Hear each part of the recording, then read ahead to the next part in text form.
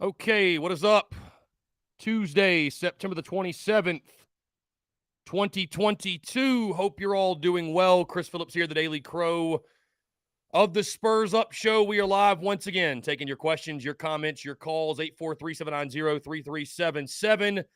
That is 843-790-3377. I see John Edward, Cody Gaskins. Cody Gaskins was commenting at like 9 a.m. this morning. Shout out to you, Cody.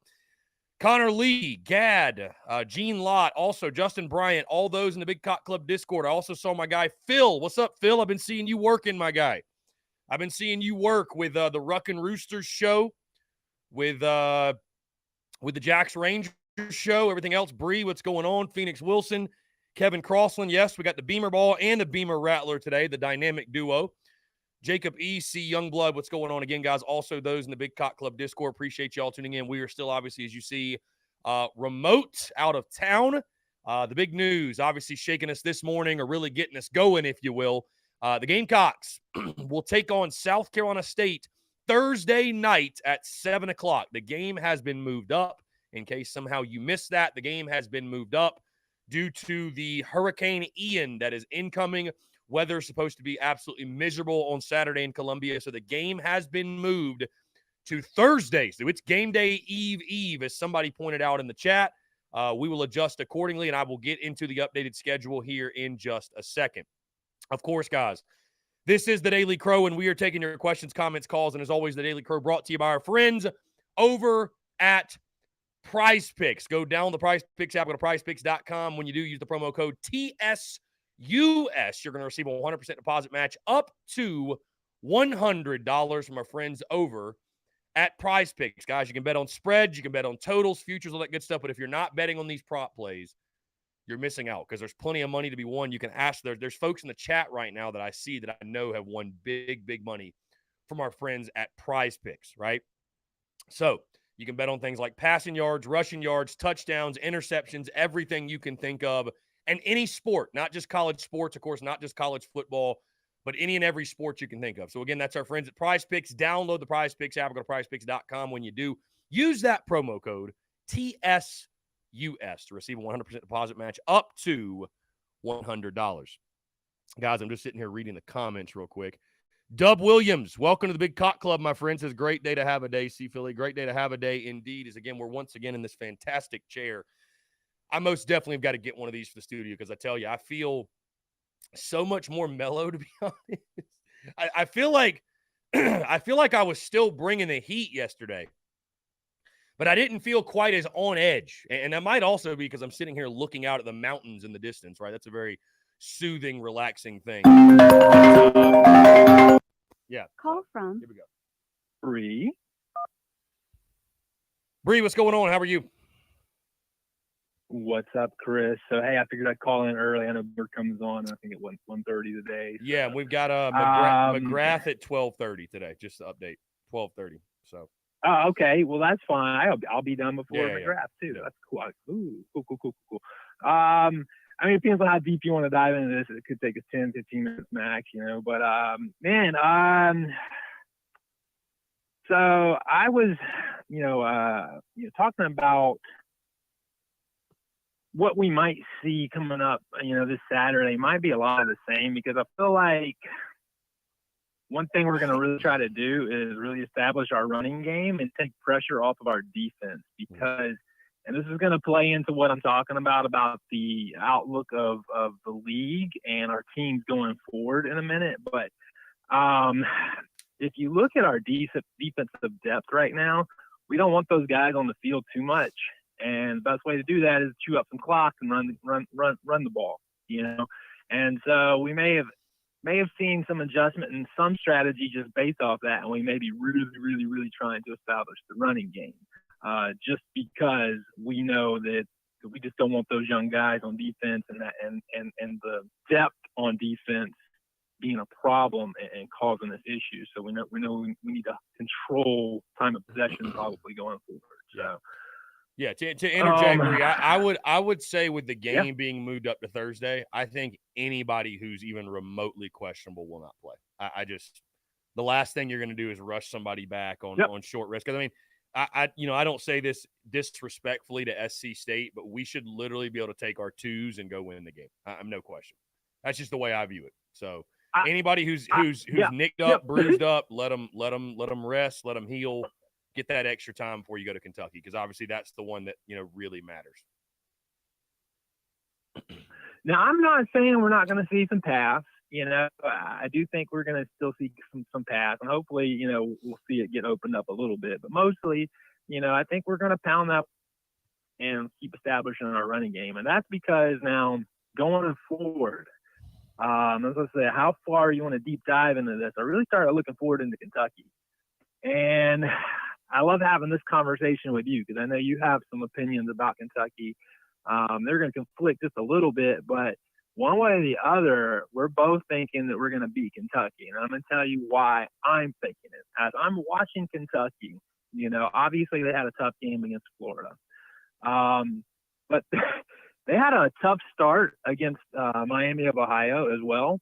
They had about as rough a game against Miami of Ohio as we did against Georgia State on week one. They didn't play a great game. They looked sloppy.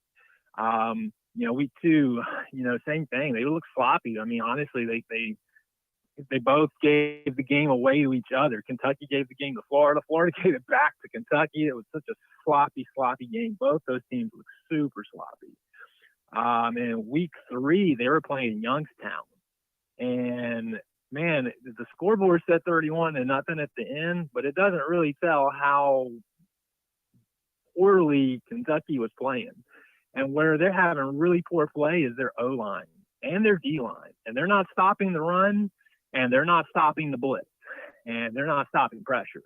And Levis isn't getting away like the quarterbacks that we've been going against. He goes down a lot easier than these guys we have been seeing, for sure. So I think we have a huge advantage on our line play. And I know everybody's going to be like, you're crazy. There's just no way that our line's all of a sudden dialed in. But I see a huge advantage there. These guys are giving big plays in the run game, at times, and to FCS teams, man, they were struggling to stop a run against the FCS team. They were struggling to stop a blitz against the FCS team. And I just had people say, you're crazy. It was 31-0. Yeah, if you look at the final tally and whatnot, sure. But when you go watch all the plays and stuff and how that turned out, man, that's dude, they didn't shut them out because they were great on defense. They shut them out because there were some way crazy penalties and stuff going on. There was some huge, egregious errors in key situations from an FCS team that was probably on edge, playing a ranked SEC team. Yeah, I think when you look at Kentucky, I mean, again, we're getting way ahead of ourselves because we have a game on Thursday, but I think when you look at that game, man, I mean, here's the interesting thing about that series. You've lost 7 of the last 8, right? I don't think that in any of the 7 – I mean, I picked us to lose last year. People thought I was crazy. But I would venture to say I don't think in any of the 7 games Gamecock fans really went into any of those 7 losses and said, Kentucky's just better than us. This is a game that, if we win, it'll be a steal. Gamecock fans still look at Kentucky as Vanderbilt, which is incorrect to do. I think that's obviously changing more and more, but they still do in the sense of that's just a game we should win. And so, I mean, I think you're making all valid points, and I don't think they're the 7th best team in the country. I think they're overrated, but it's at some point it just becomes almost and I picked South Carolina to beat Kentucky in the preseason. The scary thing is I picked South Carolina to beat Kentucky because I felt like Spencer Rattler was going to outduel Will Levis. Spencer Rattler didn't even outduel the Charlotte quarterback. So it's kind of hard for me to at this point, again, we got to play SC State and we'll go from there and we'll talk about Kentucky more in depth next week. But I just think that's where, even as pedestrian as Kentucky is looked in, because I agree with you, right? Like they're running for 2.9 yards per carry against Youngstown and they're struggling to run the football in those games. They do get Chris Rodriguez back this weekend, which I think most Cats fans are hanging their hat on. Getting him back is going to be the game changer. But South Carolina is just fair. It's just South Carolina's fared so poorly against Kentucky over what feels like the last decade. It's basically been the last decade. It's just those are the things that I think make South Carolina fans feel uneasy going into that one. And a night game in Lexington. We've even we were beating, I challenge you to go look at the series, South Carolina, Kentucky, the game specifically in Lexington. Because even when we were beating them every single year, you look back at the scores, pretty much every single game in Lexington was close, like all of them. For some reason, Kentucky has given us hell there. So, you know, I think that's why you look at that game and just say that there's going to be the reasoning for the uncertain feelings, if you will, just because it almost feels like Kentucky has your number at this point. I mean, really. Well, I'm going to agree with you on our quarterback problem there, okay? Because I'm saying first half starter, Chris Reynolds, their starter. You know what I mean? Like when he went out, obviously it all went to shit, but he played pretty well. Yeah, he did. And I mean, that's why I still have a little, defense of our defense in that slow start that they were given. There was a lot of little things going on there, but I mean, that guy balled out there. But Will Levis is kind of balling out like that, but he is inaccurate at times or making questionable decisions. He threw away some picks that I've seen that I was just like, whoa. It was very what we've seen from Spencer too, like, whoa, why? You know what I mean? Whoa. So that's been there, but he's also been pretty accurate. He's bailed out his team. He's given them wins. Okay, so literally, here's what I see. The opposite is going on in Kentucky of what we feared here in Carolina. Because I've seen consistent O-line play, and everybody's like, no, you're crazy. But now everybody's kind of starting to see it a little bit more, right? And saying, hey, Spencer wasn't navigating pockets. Spencer this, Spencer. We're starting to focus on Spencer versus the O-line a little bit, right? And now up in Kentucky, he has no O-line. And he's having to create things that, to keep his team in the game. You know what I mean? Like, he's having to do all that. And Spencer's got the better O-line right now. But I think that's why we're going to end up beating Kentucky, because we have the better O-line. And I think we have the better D-line. And I think they're going to show up. I think in Kentucky, that D-line is going to show up. They're going to get penetration. They're going to get to Will Levis a lot. And it's going to give us an advantage. I told you I don't do predictions. But I kind of have a prediction going into this one. It's going to be about a 10-point game to us, I think. I think we're going to end up getting about 34-24 out of that game. I think it's going to be a 34-24 game for us. I'm looking at it going, we're going to control the time of possession enough. With our running game, we're going to make the pass plays when we need them. We're not going to over-rely on Spencer, because we're going to gut their line.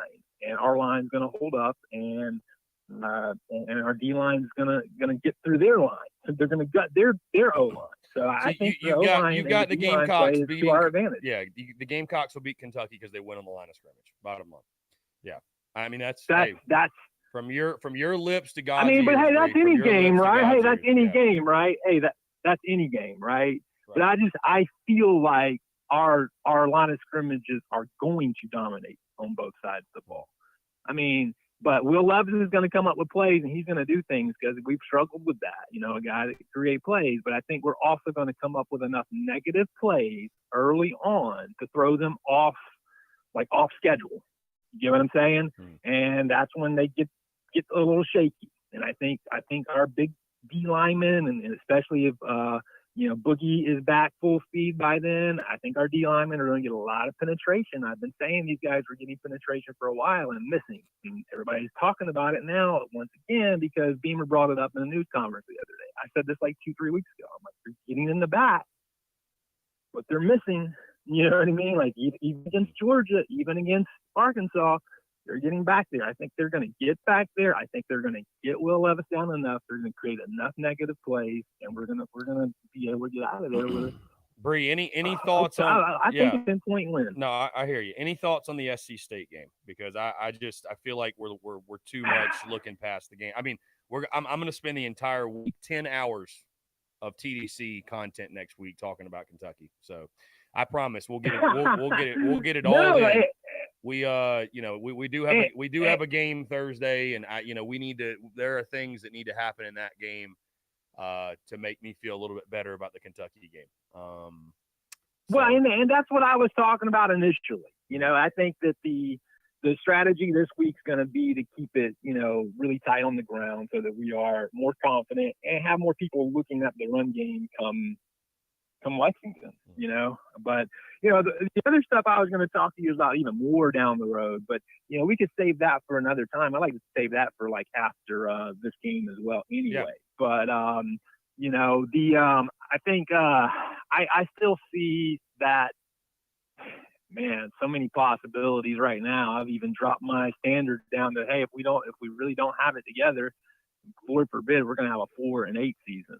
You know what I mean? So, hey, I still see the possibility for that 10-2 out there. It's there, and it's there, but I think SC State's it's going to be a big building block for us, man. I think if we can establish a strong, super strong run game, make everybody start looking at our run game a little bit more serious, going into Kentucky. If we do that again in Kentucky, that's going to be the big thing, right? We got to do this and that. We got to do it at SC State. We got to do it again in Kentucky. But I think that's going to be our identity for the rest of the year. And that's what I was really talking about. I've been talking about as our identity. Yeah. I think if you look ahead in our schedule a little bit more, you're going to see Tennessee's we're going to want to control time of possession there. Right. You know what I mean? We're going to want to control time of possession there. Florida is still struggling against the run. We got them in the run game last year. And everybody was wanting to have this big Spencer Rattler throws it all over the place here, but going forward in the schedule, it may be it's looking like our run game is going to give us our best possible season going. Yeah. From here. Bree, I don't mean to cut you off, but we got the phone lines blowing up and we got limited time. So, hey, go for it. From your lips to God's ears, though, let's see 10-2. I'd love that. Hey, I'm not calling that, man. Remember, I talk possibilities. Y'all have a good day. Appreciate you, Bree. Thank you so much. Great stuff. My guy Greg Bedinger said it's his birthday. Call back in. I know you just called. So possibilities. Bree says he talks possibilities. Whatever. Talks possibilities. 10-2. 10-2 possibility. I don't know. 10-2. 10-2. Greg, happy birthday to Greg Bedinger of the Big Cock Club. Let's turn to the phone lines. Call from Greg Bedinger. Greg, what's up, man? Happy birthday. What's going on? Hey, thanks a lot, Chris. I'm doing good. Hope you're doing good too. I'm doing well, man. Appreciate you asking. I wanted to share with you and the listeners what happened the day I was born. Okay. So I was born in 1969. That day we hosted North Carolina to what was likely a sold-out game, 42,000, and we beat North Carolina 14-6 the day I was born. Very good. Okay. Positive vibes all around. Positive vibes all around. Well, hey, when you're born and the Gamecocks win and the day you're born, that's pretty cool. Yes. That's a good omen. It's a great omen. Well, it's turned out okay, I guess. Oh, me.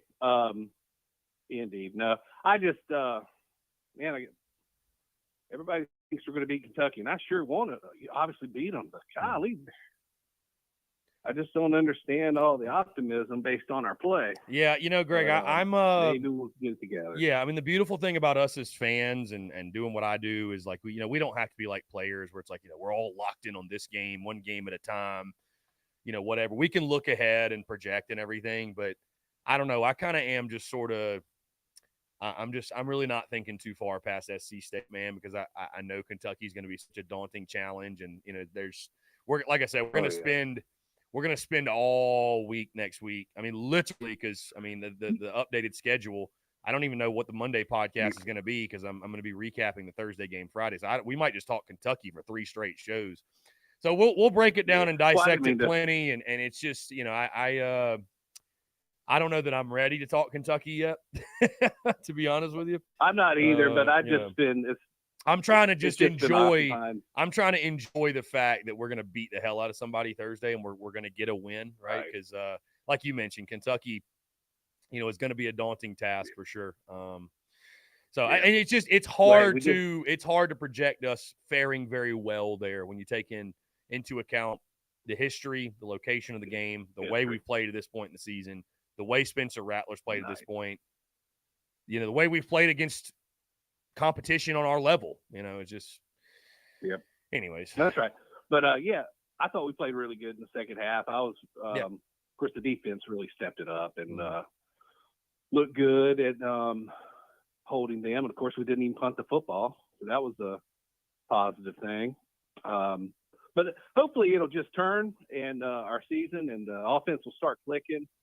I just don't I thought Spencer looked better Saturday. I mean, he was stepping up instead of rolling out.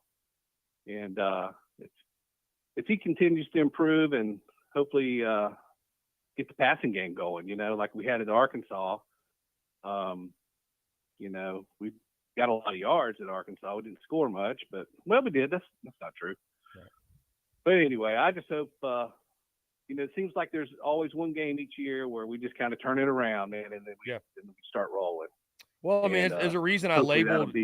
Yeah, I mean, there's a reason I labeled the Kentucky game as the greatest inflection point of the season. I mean, it's you're going to beat SC State. That's a given. No disrespect to the Bulldogs, but you are.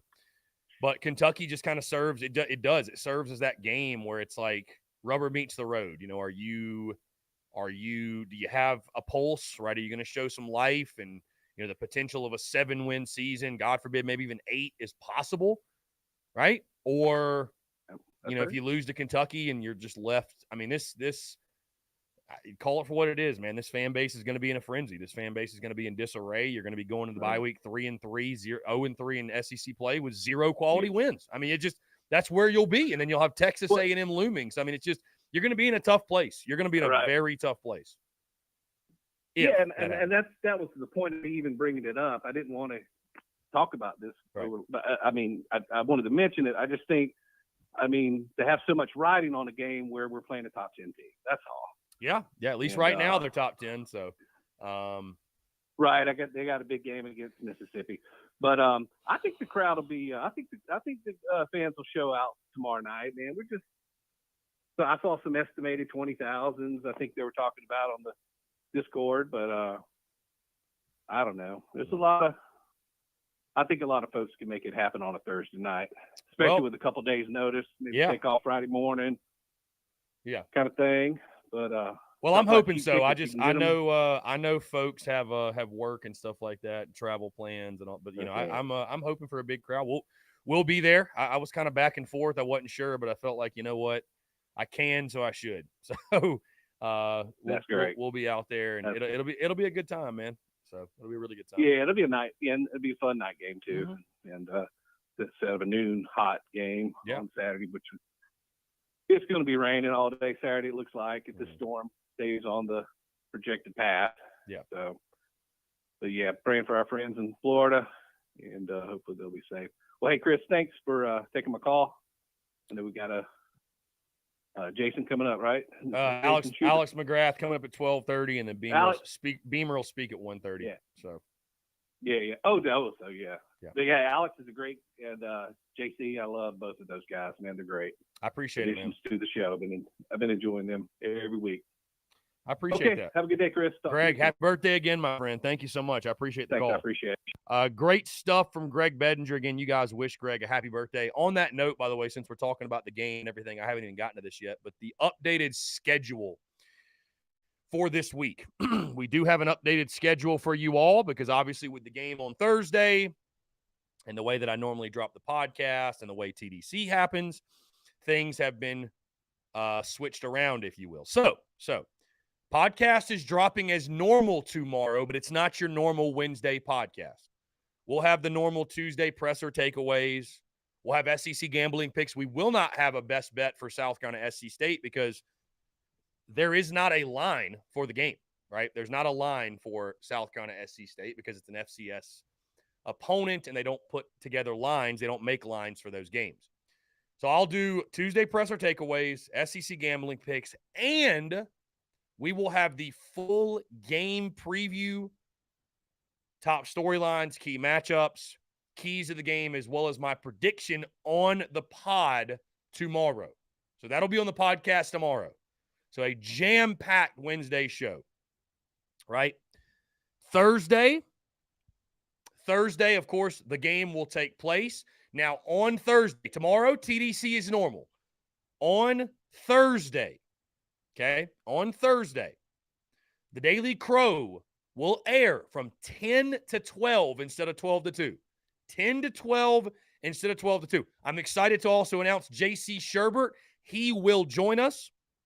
He has been gracious enough with his time. We're going to make it work. He's going to join us Thursday at 10:15. So we're going to have J.C. Sherbert on for a game day episode or a game day conversation, if you will. So 10 to 12 Thursday, the Daily Crow will air. 10 to 12 Thursday, the Daily Crow will air. Okay?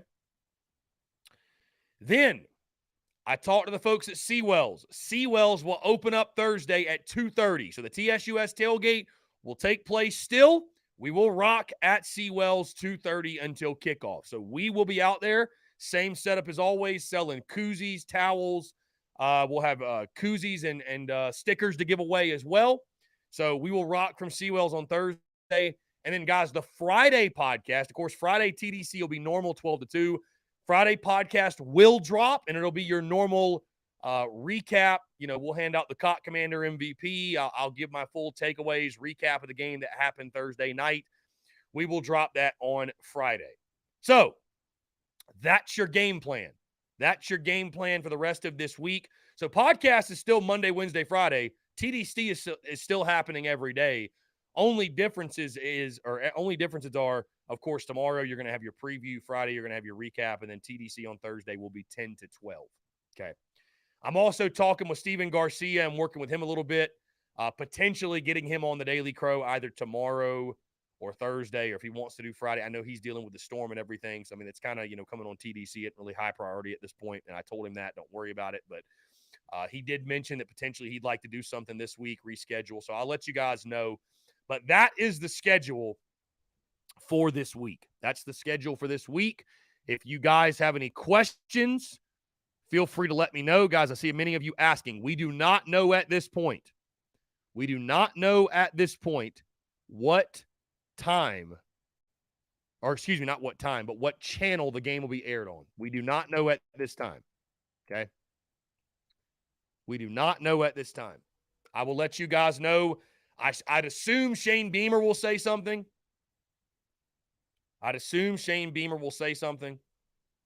So we will see. Joseph says, not trying to be that guy, then proceeds to be that guy. No, I'm kidding. He says, not trying to be that guy, but if everyone's going to freak out about Lloyd as if he showed something this past week, you couldn't see already in him. I think some of the Lloyd needs to stop dancing around. People need to apologize to me. Okay, Joseph. Make sure everybody go direct your apologies directly to Joseph. Joseph, I think most people did think and know that Marshawn Lloyd was capable of what he did on Saturday. So I think most people knew that he was.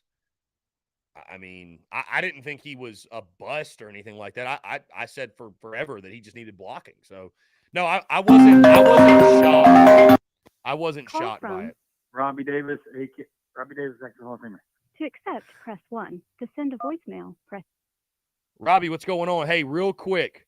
Alex McGrath is joining us in like a minute. So do you want to wait to call in after? Yeah, okay. I just wanted you to know and everybody else to know you just that I checked last night and the game's going to be on SEC Network. Well, Robbie, I don't know if you realize this, but the game got rescheduled this morning to Thursday. Oh yeah, I knew that. Okay. I know that. They have not announced what channel the game is going to be on yet on Thursday. It's probably not going to be on SEC Network. Okay, good point. Yeah, so I've been trying to call my aunt for the last hour. Robbie, I promise you, I will let you know what the plan is for the game. They haven't announced though what it's going to be. It might be on SEC Network Plus. It might be on ESPN Plus, what have you. But I'll find a way to watch it if I'm not able to go. But anywho, yeah, I'll go ahead and get over here. All right. Robbie, you're the man. Hey, call back in after Alex McGrath if you want. We'd love to hear from you. Will do, buddy. Will do. I appreciate you. Bye. Take care, brother. The schedule change has got Robbie's brain just scrambled eggs, man. Guys, we're waiting on Alex McGrath to join us. Okay, yeah, he should be joining us in the next minute or so. Brian Dean says, Chris, I rewatched the Charlotte game because of their short passing game. It neutralized our blitzing. Second half, we adjusted, and we did what we had to do to win. Yeah, no, listen, we made the adjustment for sure. I just would like us to I just would like us to start faster, man. Bottom line. I just would. I'd like us to start faster. Here we go. He is in behind the scenes in the studio. Let's go ahead and get him in here. Our good friend joins us every single Tuesday, Alex McGrath. Alex, I feel like you're laughing because of my setup right now. What's going on, man? Yeah, I love it. I love it. Where in the world is Chris Phillips this week? Yeah, I don't know if you knew this, man. I took a little mountain trip. This was the setup yesterday also, and I gotta say, I have got to get a chair like this for the studio because I feel so much more mellowed out and relaxed. I'm normally like sitting up at attention. And I feel like because of the way I'm sitting, I'm unintentionally putting myself on edge, instead of just like, I'm like, dude, I got the mountain view out of the door right now in the background. I mean, it's a very calming thing. Gotta be honest. It's a very calming thing. So maybe our football team could take a trip like this. That's the best, man. It'd relax them a little bit, and we could get off to some faster starts and kind of mentally recenter or something. I don't know. Anyways, I see you're in the office, my friend. What's Perhaps. going on? Who could say? Doing good, man. Doing good. Just another day in paradise. Now, watching the world melt away from a computer screen, but that's neither here nor there. We don't want to talk about that. It's funny. This is how I'm literally on mountain time because I have no idea what you're talking about. I didn't even, before yesterday, I didn't even know there was a hurricane. I didn't even know there was a hurricane. Steven Garcia texted me, we're boarding up for a hurricane. Yeah. I was like, what are you talking about? I was like, bro, my brain is off pretty much to everything else. I'm like, the business, and then I literally went on like a 2-hour hike yesterday and had no service, and it was like the greatest thing ever. It was awesome. Much needed because my brain stays. You need that reset every once in a while. Yes, it's been great. But obviously, of course, we're still pumping out content here, getting after it. Hey, before we get into the football stuff, man, how about the Americans taking the President's Cup? It seemed like it was in pretty easy fashion too. Quail Hollow did a fantastic job hosting the event. Love to see that. They did. They did a great job. I think it probably got a little closer before the Sunday singles than the captains would have liked, but I think they've had. I want to say they've held that event 15 times, and the internationals have won once. So, love to see that get a little closer, but it is what it is. Is the Ryder Cup this year or no, or is it next year? Next year. Next year, okay. I didn't think they did those two events the same year. Because I know they postponed it for COVID. They did Whistling Straits this past one, and the next one I think is in Italy next year. Okay.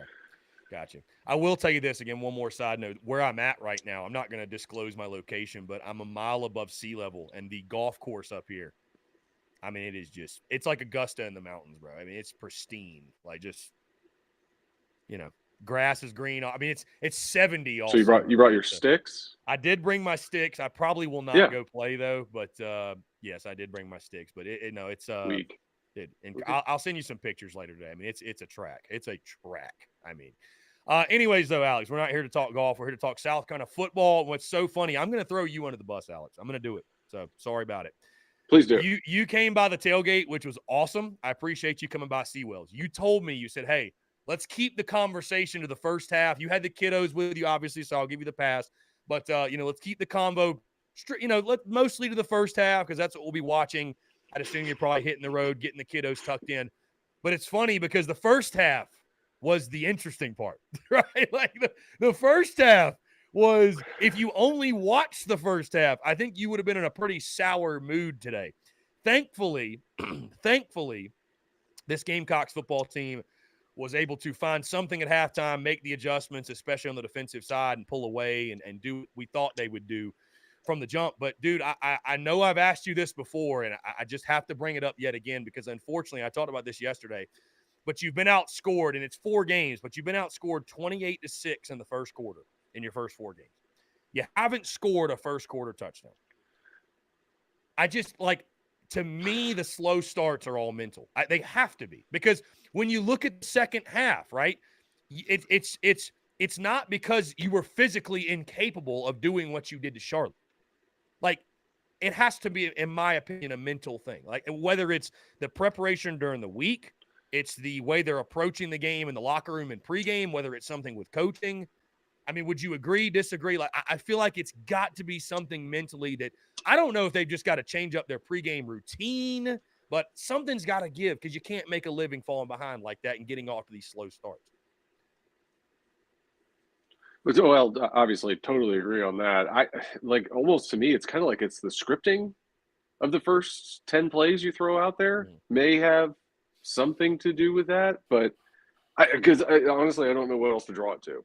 Like, that just, like, that's statistically improbable for 2 straight years that this has been the case. So it's got to be to me, it's got to be some sort of a scripting issue, and based on the comments that made their way around the interwebs last week, which I'm sure we will get into momentarily, I would almost 100% describe it to a scripting issue on the first 10, 15 plays you're going to run. Yeah, it's funny you mentioned the comments, Alex, and it's so wild, because we'll start with the positives, by the way, the offense, because the ones for you, they score on every single possession they have. Marshawn Lloyd, what a great story. I mean, obviously, he's the highlight of the night, and he really showed you, I mean, with some competent blocking, he's a dude. I think he's a dude. I know it was Charlotte, but that dude, he showed what we were all hoping he was going to give you when he enrolled back in 2020, and it's just a great story, right? Him coming back from the injury, and now, we see he is fully healthy 100%. Just talk about, we'll start with that. What you saw from him, thoughts, when you're talking about comparing him to previous backs at the University of South Carolina. Maybe it's early to make any type of comparisons like that, but he definitely showed an athleticism, an explosiveness. I mean, that hurdle, that might be the run of the college football season. Definitely to this point, it is one of the best runs I've ever seen from a South Carolina running back. Showed the toughness, on the one run, the stiff arm, just pushing the guy down. Definitely, when you're looking at the offense, that's a huge positive you can take moving forward. That I think Marshawn Lloyd has now got to be looked at as a guy. This is a dude that we need to get touches, and we will be able to depend on a week in, week out basis. Oh, for sure. And I think that was really, like, honestly, the first 3 weeks of the season, like, I think that was the frustrating part, because you saw him make those types of moves against, Georgia State, against Arkansas, against Georgia. It was just like the blocking wasn't there, or that, there was just somebody in his face at all times. And to, like, give him a little bit of wiggle room, like, you saw what he's fully capable of. Again, granted, it's Charlotte, but you're able to see what he was fully capable of. And if we can put together 50% of that effort blocking for him for the remainder of the season, he's going to have a really successful year. And because that's what you want to see. You want to see a back that's got some shiftiness, that's a big enough dude to run somebody over, and that can step on the gas when he gets past somebody and take one to the house. And he's got all 3 of those attributes. And so that was nice to see it, like, on full display, really for the first time since he's been there. Now, on the defensive side, Alex, again, it was a slow start. At one point, Charlotte was 7 for 7 on third downs. It was like death by 1,000 paper cuts in the first half. Just could not get a stop, could not get off the field. But again, the bottom line is this: you do make the adjustment. Just talk about what you saw in the second half, man. I thought it was much more of an attacking defense. Was that something that we changed up? Was it something that, I know Charlotte's starting quarterback obviously suffered an injury, but I thought you just saw a much more attacking, aggressive defense. And I thought what you saw in the second half was what you saw a lot of last year, in the sense of a defense that was opportunistic, forced those turnovers, right, was able to capitalize. And what we obviously need to see more of moving forward. Maybe it's some encouraging signs. Again, take it with a grain of salt. Yes, it was Charlotte, but you know as well as I do, Alex, when they come in bunches, and you hope that that's something you can really build on, again, take forward beyond SC State, but going back into SEC play, you hope those turnovers will continue.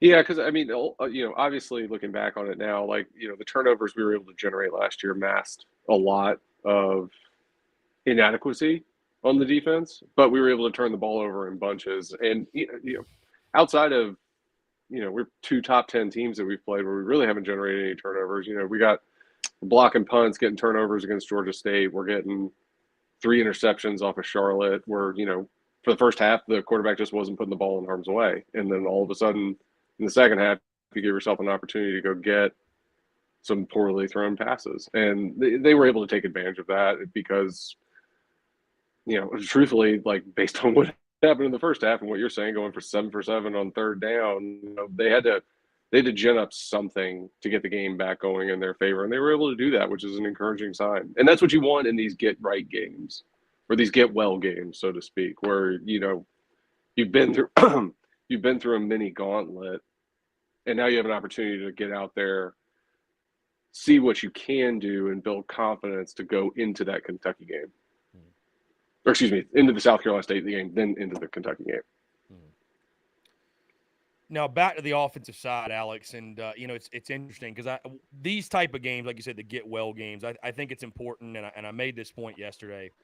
It's important to see, I think the folks that are just being overly critical and nitpicking things, I don't know that that's necessarily the way to go about it, because you want to give credit where credit's due and highlight the positives. And again, we've done that to this point, and there were positives that came out of the game on Saturday night. Your offensive line, right, able to get a push and establish some confidence. It's great to see a guy like Luke Doty come in and throw a touchdown to Corey Rucker, get him acclimated. He's obviously been out with injury. And Marshawn Lloyd, of course, we mentioned. Spencer Rattler was efficient with the football, didn't turn it over. There's positives to take away. But when you look at a game like Charlotte, Alex, you almost have to nitpick, right? Because this season was never about beating Charlotte, right? This season's not about beating SC State. I feel in these games it's about learning about your football team, working on your weaknesses, your deficiencies, and setting yourself up to be in the best possible position to go beat, let's say, a Kentucky that you have to face in a week and a half. So offensively, when I nitpick, and my biggest gripe, and again, I talked yesterday, was the lack of downfield passing game, right? And I understand, Shane Beamer said in postgame, our plan was to run it 40 times and establish the run. And I'm not blaming you, right? You knew you could push Charlotte around. You should be able to. You're an SEC team. They're the Charlotte 49ers. What do you make of the offensive game plan against the 49ers? Were you left feeling similar to how I am, in the sense of just you felt like you were kind of left desiring more? Because now we sit here through 4 games. Spencer Rattler statistics still aren't what they are. 2 touchdowns to 5 picks. I understand you wanted to generate confidence for your O-line. You're running it. And maybe that was the game plan, or it will be the game plan Thursday against SC State, to just pitch and catch it all over the yard. But I just thought it was interesting that they did not try to go downfield more. And from your vantage point, do you feel like that was more of a scheme thing? Was it a Spencer Rattler thing, not willing to pull the trigger? What did you see from the passing game on Saturday night? It was definitely a scheme thing. I mean, you look no further than the first drive we came out on, where I think we ran the ball 9 straight times. Mm-hmm. Like, the first pass we threw was trying to throw it into the end zone. Like, we can go down that rabbit hole later, but it was, like, to me, it looked more of a scheme thing, where it's just like, look, this is what we're going to do this week. We're going to try to put it down their throats. We'll throw it where we need to, and that's it. And, to your point, like, I think that's great to build confidence for a unit, the O-line, and a running back, to let them get out there and, get that feeling where, like, hey, you know what? I am pretty good at this. I can do these things, and to build that confidence. At the same time, and I'll reserve judgment to see what we do on Thursday against SC State, but I would have, like, you've got to build confidence in your quarterback too, and hitting downfield passes consistently is something that we've missed opportunities on the first couple of weeks of the season, and you've got to build that somewhere. And if we come out against SC State, we're going to establish the run, that's fine, but you're not going to be able to do that against Kentucky. You're not going to be able to do that against Tennessee. You're not going to be able to do that against Florida. You're not going to be able to do that against A&M, Clemson, like Missouri. I would assume Missouri is the only opponent left on the calendar that you're going to be able to potentially, like, push around. And maybe Vandy. That's great. That's fine in Vandy. So. Maybe Vandy. I always forget about Vandy. Yeah. Sorry. Sorry to the Commodores listening. No, I don't blame you. I don't blame you. But like, you've got to build confidence. And again, it just it goes back to what Satterfield said, where it's just like, if I had my way of thinking, I'd be running for 275 every game. And, like, that's great if we could do it. Right. But that is not reality. And we've got to be able to use these types of games to polish up all aspects of our offense. And if I could be quote unquote disappointed we didn't really attack in that fashion, a little bit. But I mean, at the same time, we got to watch Marshawn Lloyd do his thing, which was awesome. So yeah. I mean, that's my I think, biggest Alex, gripe. I'll put it that yeah, way. no, listen. I mean, listen again, and I like I said, I think it's important to see. I've talked before. There's the garnet glasses optimistic view. There's the chicken curse pessimistic view, and then there's the middle, and that's where the truth is. And I try to stay, and I know you and I both, that's why we get along. We try to stay in the middle as much as possible. So it's not taking anything away from the positives, but it's terrifying to me. To your point, that I think Marcus Satterfield is who he is. I really do. I really, we thought what he said going in the week of the Georgia game about 12 and 13 personnel. We're going to run for 270. We were like, oh, okay. He's just giving a smoke screen because there's no way that could actually be the plan. Alex, I think that's the plan. I really do. I really think that's what he wants to be. Literally. I think he was telling the truth. It's like, I feel like I'm in Pirates of the Caribbean when Jack Sparrow's telling the truth to he's trying to steal the ship. And they're like, if he was telling the truth, he wouldn't have told us. That's what we thought. That's what we thought, right? We're like, there's no way he would have just said it. Yeah. I think he was honest. I think he was being, and that's terrifying. Because as you mentioned, and it's not a knock on, I mean, there are few teams outside of Alabama, Georgia, you're just elites that are going to be able to recruit at a level to say, we're going to go run it for 270 a game, and we're just going to ground and pound and 3 yards in a cloud of dust. Like, and even Alabama's not doing that. Right? Like even the elites aren't doing that, and it's, here's my thing. Here's what I'll say to this too. It's hilarious because Marcus Satterfield's the one that said, well, we didn't bring Spencer Rattler here to hand the ball off. Well, yeah, you did. Yeah, you did. Yes, you did. Yeah, there's nothing you've shown me that isn't true. And I'm watching the ESPNU broadcast and they're labeling Spencer Rattler as a game manager. And I wanted to throw up.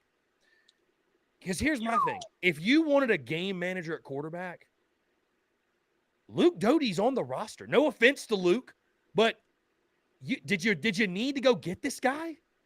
Like I just, it's terrifying. It's terrifying, Alex. And again, my game, and I know probably for yours as well, and kind of everybody, is the Kentucky game. We'll see what happens. They could pull a fast one on us and throw it 50 times. We have no idea. But it makes me feel like maybe Sat's a one-trick pony. Maybe this is just who he is, and he was dead honest about, I want to be 12, 13 personnel, run for 270. I don't know. I don't know. I think moving forward, I think in this SC State game, the downfield passing game, and I guess it's, you're throwing for a loop because now the game's on Thursday, right? Shorter week, and maybe you're well, we're just going to keep it as simple as possible and not get too crazy. But man, I think you are really doing yourself a disservice if you don't take this game against South Carolina State to try some different things and to go down the field, because these are the games to do it, Alex. These are not the games to be boring. You can go be boring in SEC play. Go be like, you're going to have to be boring. You know what I mean? Like, these are not the games to be boring. Like, what did you prove that you can pick on the little guy? I mean, who cares? What happens? I said this yesterday, and I hate to sound like a broken record, but what happens when you have to pick on somebody your own size? Then what? What happens when you go up against Kentucky and you're going to punch them in the face, but they're going to punch you back? Then what? Right? Then what's your plan? And if you haven't worked on a passing game, and we can talk about Marshawn Lloyd's confidence. I'm ecstatic he's got confidence now. Offensive line's confidence, although I don't know that it really means a whole lot. Where is Spencer Rattler's confidence, Alex? Where's Spencer Rattler's confidence? 2 touchdowns to 5 picks. I mean, where is his confidence? Because as you mentioned, we're not gonna run for what's probably gonna happen. Since people want to look ahead past SC State, you know what's probably going to happen, Alex? We're going to go to Kentucky. We're going to run for 2.9 yards per carry, 74 yards on the ground. And if we can't throw the ball, we don't stand a chance. That's probably what's going to happen, because that's who Carolina football has just been forever, or at least recently, right? I'm not even saying that as a knock, but damn it, you got to know what your strengths and weaknesses are. To say that we're going to go to Kentucky and we've just found our identity. We're going to ground it. No, you're not. You're not. You know better than that. You know better. You do. We know better than that. I mean, surely. It's my sincerest hope, but I mean, we weren't the ones calling plays that we haven't worked on in 3 weeks.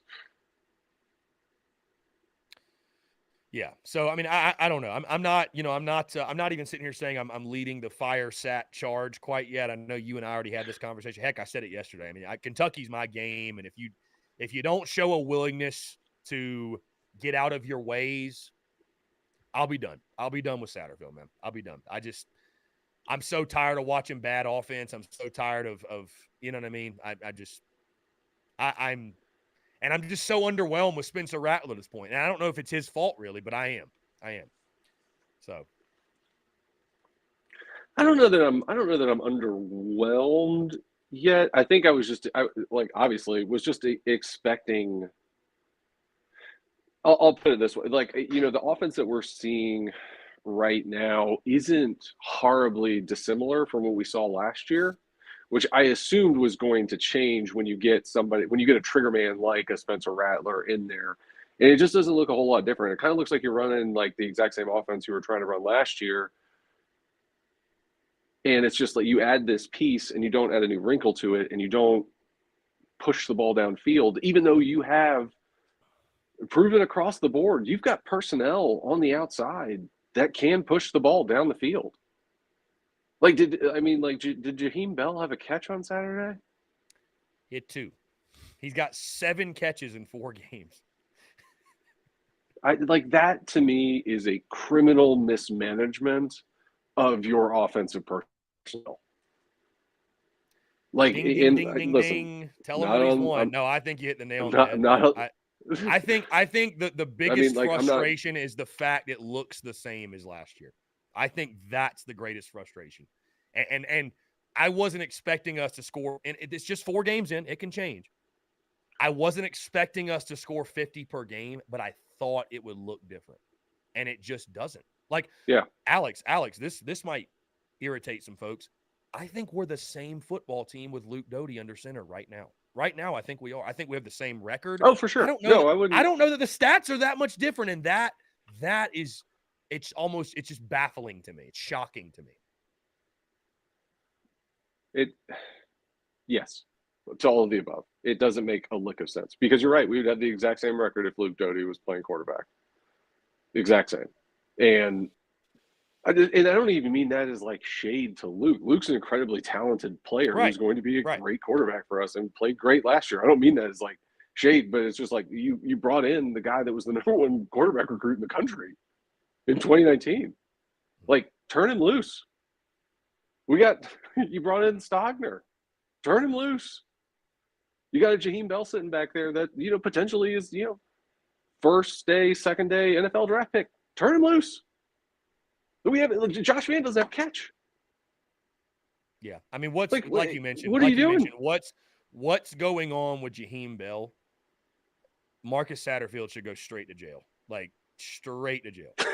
Do not pass go. Do not collect $200. It is criminal misconduct. Go straight to jail. Yeah, that's unbelievable. It's criminal. It's criminal. Anyways, I mean, I will say you this, Alex, and so many threats in the vertical passing game, so many, and we don't use any of it. And I guess again, that's where I'm left. And again, if you go out there, we're having a different conversation next week. If you go out there against SC State, and maybe you make the passing game the priority and say, okay, like maybe they just were trying to use Charlotte to boost the run game. We're using SC State to boost the pass.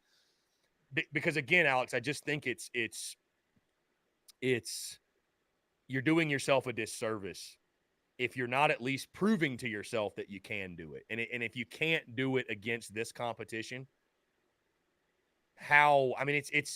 it's almost like, Alex, in any walk of life, it's great to have strengths, right? It's great. And you want to emphasize those strengths and minimize your weaknesses. But if you're never working on your weaknesses inevitably have to come up, right? It's like going to the batting cage and you're just going on the machine that pitches nothing but fastballs, right?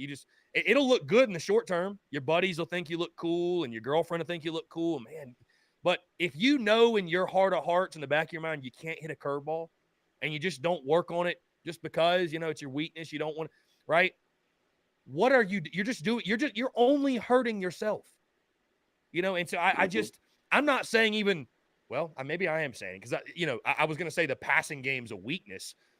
I don't think it's a weakness in the sense of we can't throw the football. We're just not, like, you need to take advantage of building confidence in the passing game, right? Because and that was the thing I think for me. I just left that game feeling no better about the passing game. But I will say you this, Alex, all in all, it is great to be having these conversations after you score 56 points and you get a Agreed. 36-point win.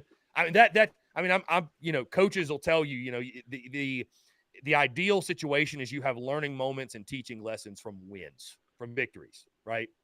You'd much rather it be that way than the flip side, and you have to teach after defeat. So that is the positive. We're not trying to be all doom and gloom. We're not.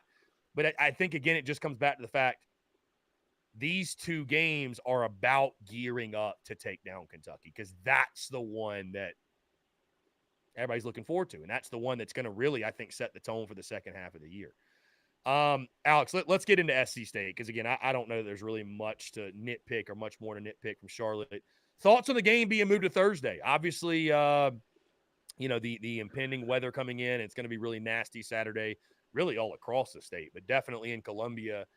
Does the game being moved, does it change anything for you, the way you look at it? I mean, I would assume, and Shane Beamer will speak here at 1:30, but I would assume from the standpoint of injuries, guys who are nicked up, I don't think anybody that's even remotely questionable is going to play in this game. I mean, call it for what it is. No disrespect to SC State, but you should be able to take your twos and go out there and kind of comfortably win no matter who's out there.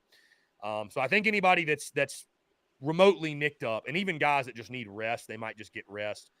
But does it change your view at all of the game with it being moved to Thursday?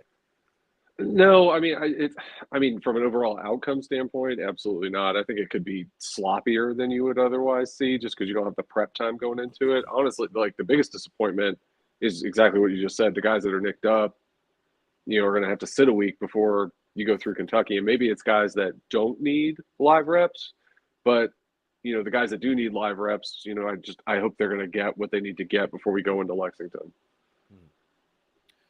And I know we already talked about it, Alex, but the number one thing, because, I mean, we're there's no need in sitting here breaking down every little bit of this game. And again, it's another get good game, feel good game, whatever you want to label it as. A game, I really look at it, Alex, as a name your score game. I mean, whatever score prediction you want to throw out there, fine. I mean, I could see it happening.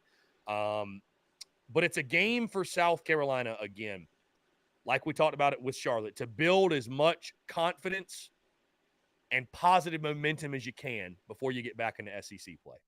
And again, I feel like I know what you're going to say, but the number one thing you're looking for in this ball game from the Gamecocks is what? Let Rattler turn it loose. Just let him turn it loose. Like, if he throws 4 interceptions, who cares? Like, let him go to work. Because if it doesn't, like, you're going to be able to run the ball. Let him find a groove. Let him and the receivers find a groove that you can carry on into Kentucky, because you're going to need them to beat the Wildcats. Now, sure, it could be one of those games like we played Florida last year, or when we played Auburn last year, where, we could run for 275. I don't think that's a likely scenario. So, like, get that passing game timing buttoned up in live reps under the lights and carry that forward to the next week. That's what I want to say.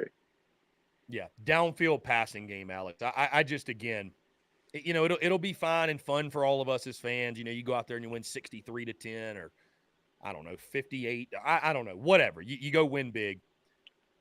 And, if you run for 350, it'll be great for the guys that your running backs and everybody in the run game. But again, what do you accomplish? I don't know what you really accomplish, because you're not going to play an SC State or a Charlotte D line in Lexington.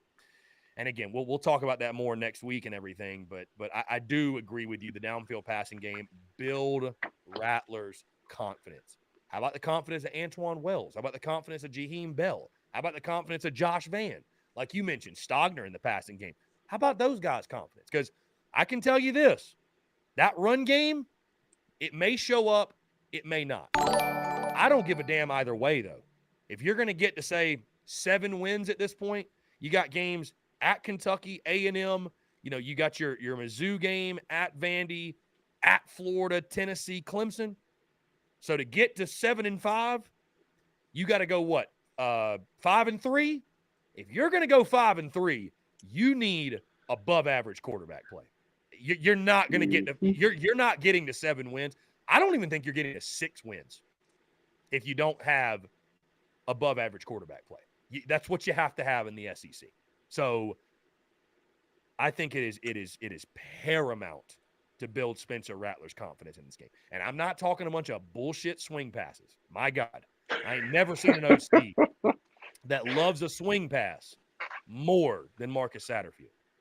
Intermediate throws, downfield, you know beyond a shadow of a doubt you have the athletes on the outside to pick apart SC State.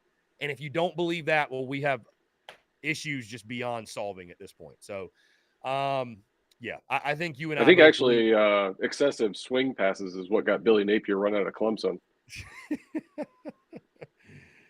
I mean, it's just, I don't know. Anyways, maybe the game plan will be to throw for 500. But I don't care if you run for 250. Throw for 300 as well, though. At least be balanced. I mean, I'll take that. Yeah. Be balanced and show a willingness to work on that down the field. And maybe that's like the most bizarre aspect of what we watched on Saturday was like you had the opportunity to do that and you didn't. So like to me, it would be even weirder if you did that against Charlotte and then you turned around and just aired it out against SC State.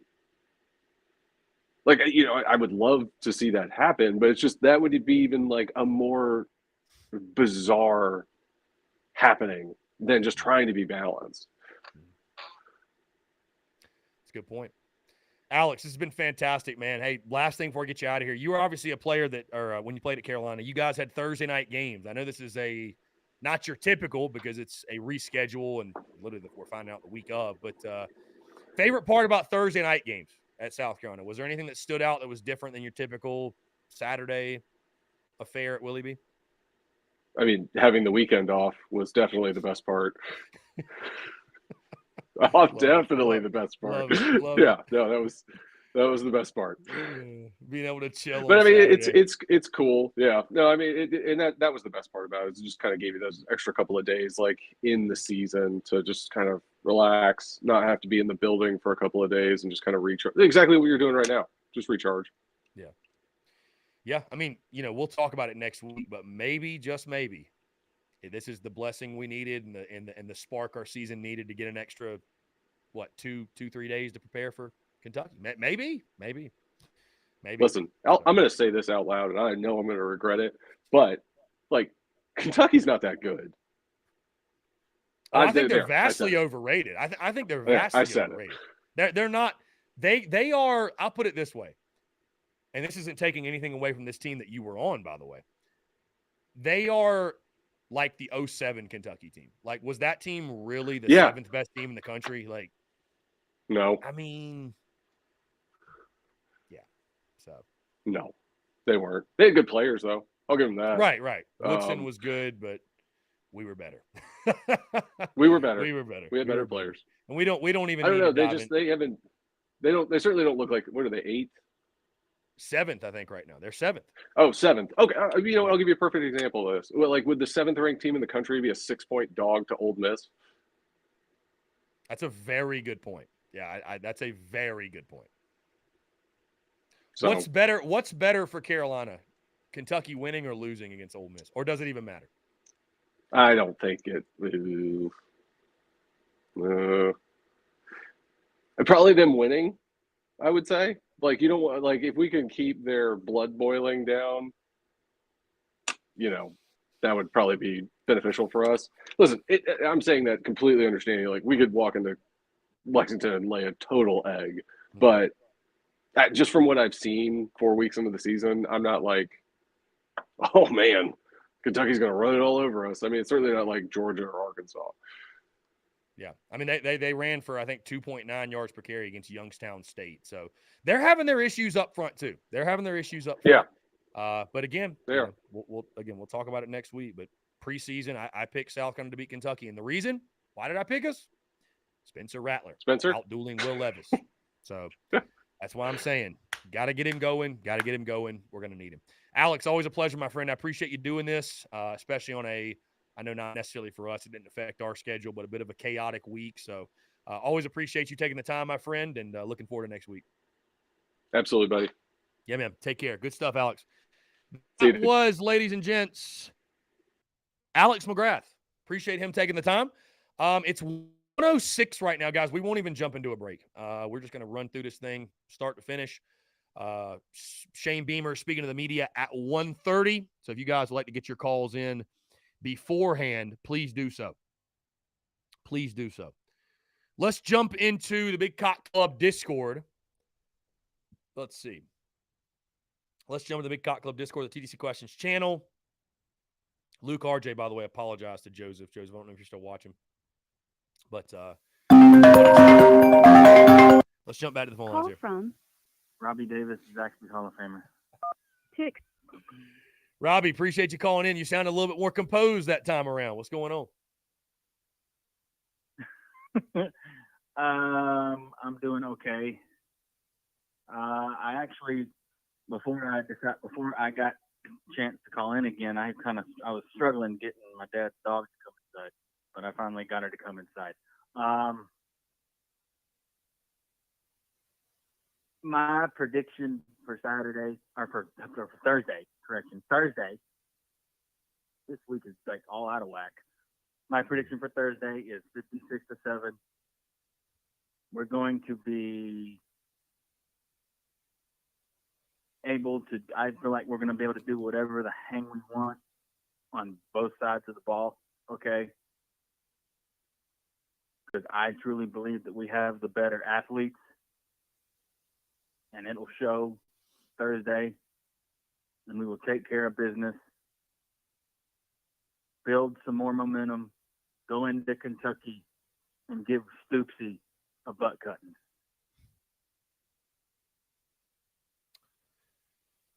$56-7. Is that right? 56-7.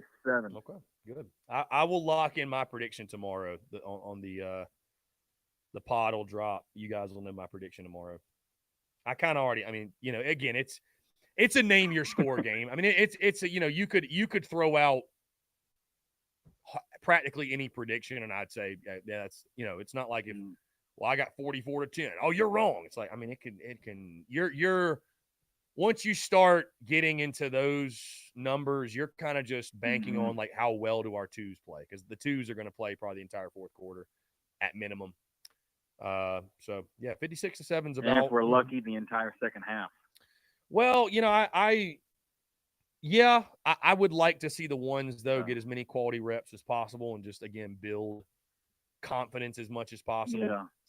Yeah. Yeah. So. But yeah, we'll see. And one thing I want to see, okay, especially from the offense, all right, I don't care how you do it. Mix it up, move the ball up and down the field, and don't give State any time to breathe.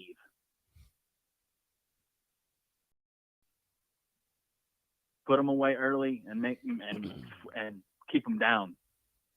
Keep them down. I don't care who the opponent is. Put them away early, keep them down, and score until the game is over. Score until the game is over. Indeed. And I think, and I agree with you. I think Marshawn Lloyd, even though it was against Charlotte, showed that if he has some blocking, he's a dude. He is indeed a dude. Okay. Yeah, he's indeed a dude. I think one of the things that he struggles with though is he tries too hard to hit the big play, like I've said before, and that has a tendency to come back and bite him in the keister because he's fumbled a couple of times this year. I feel like mainly because he tries too hard to hit the big play, and like I've also said before, I would just tell him, get what you can, all right? Don't try to overdo it. The big runs will come if you're patient.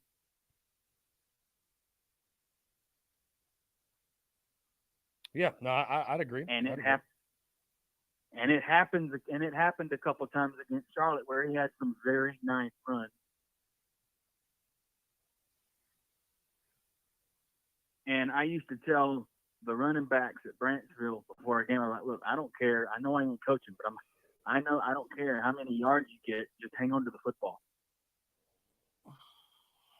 Priority numero uno, hang on to the football. Because if you hang on to the football, the opponent cannot score.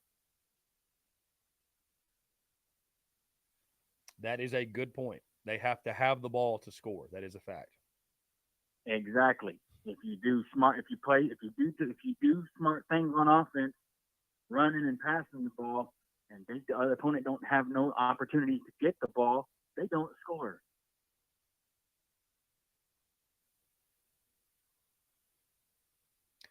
Robbie, what are your feelings And right I now feel, on Marcus Satterfield? How are you feeling? What's the temperature check? You really want to know? The people want to know, not just me. The people want to know. The people want to know. The people what want the Zaxby's Hall of Famer thinks of Satterfield. The Zaxby's Hall of Famer. This ain't just coming from some slapdick. This is coming from a Zaxby's Hall of Famer. Yeah, I got 2 plaques to prove it. One in my house and one at the Zaxby's.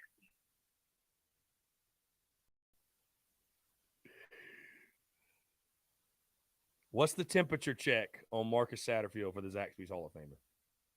If I see more than 3 swing passes on Thursday, or if I hear of him doing swing passes, his ass is grass. You are paid to move the ball down the field and score, not do swing pass after swing pass and try to lull the opponent to sleep. You are paid to go in for the kill. That's what you get paid to do. You get paid to go in for the kill. Whenever we are playing inferior opponents, you are paid to go in for the kill. If that does not happen Thursday, I might be calling for Statty's job. Helping him pack his stuff. Shoot, I'll help him pack his stuff, and I'll tell you what, I'll sign a dadgum contract right there for Beamer right then and there in front of Satterfield. I don't care. I may not have dadgum offensive coordinator experience, but I'll figure out ways to get that ball a moving. I can guarantee you. Instead of doing swing pass after swing pass, and the team knows what's coming because all we do is swing passes these days. I love it. I'd love to see you call plays, Robbie. I'm all about it. Robbie for OC. I'm all about it.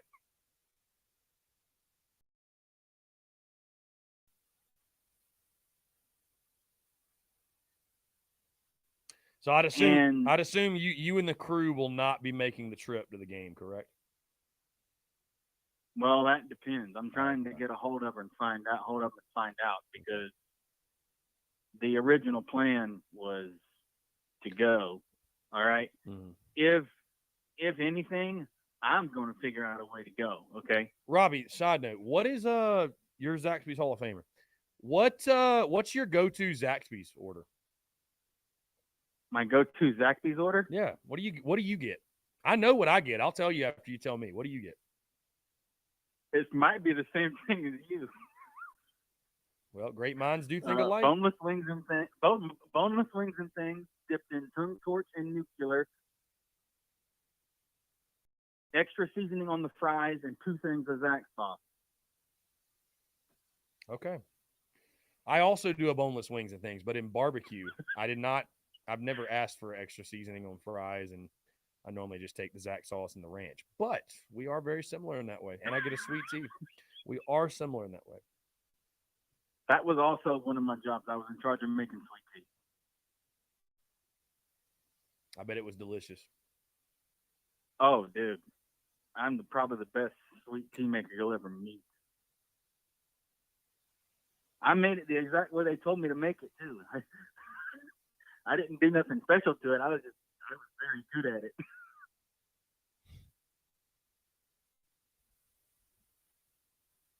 But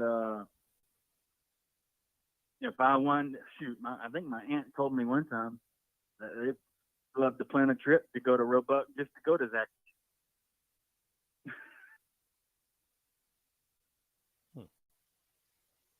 So. Indeed. Well, now I'm getting they're hungry. ever Now up I'm for it, getting I'm hungry, hungry. Robbie. Now I'm getting hungry. Robbie, quick question. Do you know the recipe to Zaxby's sauce? Zach sauce? What's in it? Let's just say.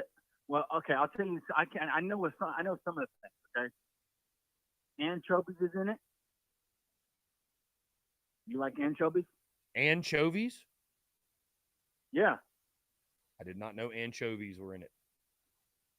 Let's just say stuff that I wouldn't eat by itself is in Zach sauce. Okay. And anchovies is one of them. Okay. Anchovies.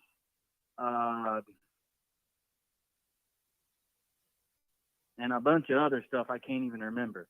But if you look at the wrapper, okay, the wrapper on the Zach sauce, the ingredients are on the wrapper. Oh, all those small words. It's not like Those a are secret. those are the ingredients. It's not like a secret recipe. Okay. We're giving Zaxby's hella free ads right now too. It's whatever. Whatever is what it is. Shout out to Mr. Tony and Mr. Brian, my bosses. Let's go. I love it. Yeah, the ingredients are on the wrapper. Okay. In very small writing. Beautiful. Beautiful. Well, Robbie, that was a riveting convo, and I can't wait to do it again soon. We're going to try to get probably one or two more calls in before Beamer goes live on his presser. All right, buddy. You have a good one, okay? Robbie, appreciate you, my guy. We'll talk soon. Yep. Take care. Good stuff. Chase says he will not touch Zach sauce again. Who knew? And anchovies and Zach sauce. That's a bummer. That's a buzzkill. Guys, Shane Beamer's presser upcoming in 12 minutes. Stay tuned for that. We will have it right here. Trying to think what else. I mean, of course, guys, the news today. South Carolina's game against SC State has been moved from Saturday to Thursday at 7. Turn to the phone line. John Edward, what's up, man? How are you? Good. Well, this week just got thrown into a van, but I'm not complaining. Got a game on Thursday. I'm not complaining. And I had to slide. I don't know if you know this. I just slide ask anyway. So, with the game being moved from Saturday at 12 to 7 on Thursday, you probably don't know the answer to slide ask. How does this change, like, preparation? It gets moved up a couple days. So in regards to like their practice schedule or like what they're working on or what?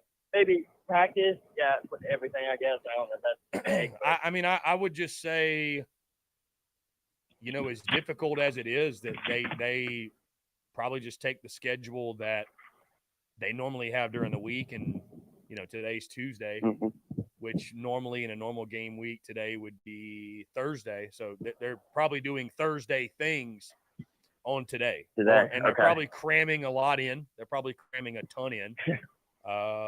Tomorrow will be walkthroughs like they normally do. So I mean, it's definitely listen. It's you got to be able to adjust and work on the fly but you know you should be able to do that. I mean, this is a game where you should be able to just let your athletes go work. And I'll be honest with you, my expectations for the game really haven't changed at all. I mean, I you play when you play. Who gives a damn? Just go play. So, I think the biggest thing is guys that are, again, like I said, guys that are nicked up. I think anybody I think anybody who's nursing any sort of injury, it's best to just let them. Don't try to get them to go play because you look like in the NFL, short rest is when injuries normally happen because the body hasn't had time to recover like normal. So, come out of this one healthy. I mean, obviously, I'd love to see you again work on the passing game downfield, but come out of it healthy. It'll be great to have that extra time for Kentucky to rest up and get ready to go in that one. So I was just when I heard the game got moved up, I was just I guess that's the first thing that came to my mind. I just thought that's something about today. come to Carolina, so yeah, it was on my mind this morning. But yeah, I mean, I guess like, dude, it's like the old day or Spurrier day. Yeah, I think it's cool getting a Thursday night under the lights. You know, we clamored for one over the summer, and I didn't expect to get one like this, but you know, here we go. So Thursday will be a fun day, man. Just you know, it'll be a fun week rocking with. You know, the great news is we have flexibility with what I do, and it's it'll be a lot of fun. So yeah, yeah. I mean, I guess in a negative way, like you hate having to move the game up like this, but circumstances, it's like I don't know, like I don't know if Clemson would do the same thing. I don't know anything on what Clemson's gonna do. Clemson's got a whole. I mean, I know Carolina, more Carolina fans, but being the same state, everything is something I thought of. It's like, we moved out game to Thursday. Like Clemson's got supposed to play a night game on Saturday. Sheesh. What they're gonna do, but I mean, that's them. They can worry about themselves. But I was just thinking about it. That's another team in the state that I don't know. Maybe they'll have a discussion, but. right. Hey, Thursday, I mean, a couple days closer, now we don't have to wait 3-4 days for a game that I go on Thursday. I'm not complaining. So, give me something to do. Because, like, give me something to watch and listen to. I'm always going to listen to the game, to be honest. I don't have to worry about what network is going on, but that way I can listen to Carolina on Thursday, because Brady's not really playing on Thursday, it's off day, so. I'll give me something to. Yeah. Yeah. No, well said, John Edward. Hey, we're going to try to squeeze in a couple more calls for Beamer's Beamer's Presser, my guy. Yeah. I appreciate you calling in. Great stuff. Yeah, sorry about that, guys. I scared the hell out of myself. Yeah, my foot hit the cord and it just, good God. Guys, we're going to try to squeeze in, like I said, a couple more calls. I know my guy Dave Garrick just tried to call in. We had an Anderson number just try to call in. You guys want to call in? More than welcome. 843-790-3377. Yeah, I apologize. Like I said, send me straight to jail for that. Dave Garrett. Dave, what's up, man? How are you? I'm doing fine. I like the fact that the game's moved to Thursday. Gives us a little more prep time for Kentucky, as well as a couple more days of rest. Mm-hmm. Chris, you know, I've been a proponent of Satterfield, and I thought things would get better with Kitchens coming in. But, man, I'm going to take this off the air because I know you're pushing up close to Beamer. But I've just got a vibe, man, that they're just going to run the ball Thursday night. Mm-hmm. So many times when somebody's had a hot hand, they've gotten away from them. But I think they're going to feed Marshawn again. I don't know if they're thinking it's going to help everybody learn their assignment and know what they're supposed to do on the running plays. But I'd love to see them pass it, but I just got this feeling that what we're going to see is pretty much what we saw against Charlotte. Have a good one. Appreciate it, Dave. Thank you. Yeah, well said. Listen, I don't think you're – I don't even think at this point – I don't think at this point you're even pessimistic to – I mean, it's not a one-game sample size, right? It's not a well, this is just something that just the start of this season. I mean, this is now going into game 18, right, of Marcus Satterfield's tenure at South Carolina, and they just kind of have been what they've been. So I don't, at some point people show you who they are, at some point. Now people can change. They can adapt and evolve, but Parrish. Here we go. Parrish, what's up, man? How are you? Hey, how you doing, Chris, man? I'm doing well, man. Appreciate you asking. What's up? Quick question. If we play the South Carolina State game, right, this Thursday, and we don't do any downfield passing or see any type of confidence booster for Spencer Rattler, do we go ahead and hop on the fire Marcus Satterfield train?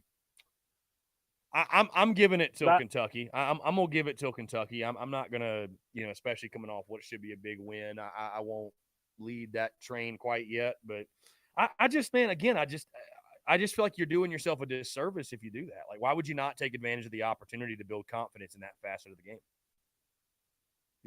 Agreed. I mean, I agree. you're just. I mean, you don't have to do it.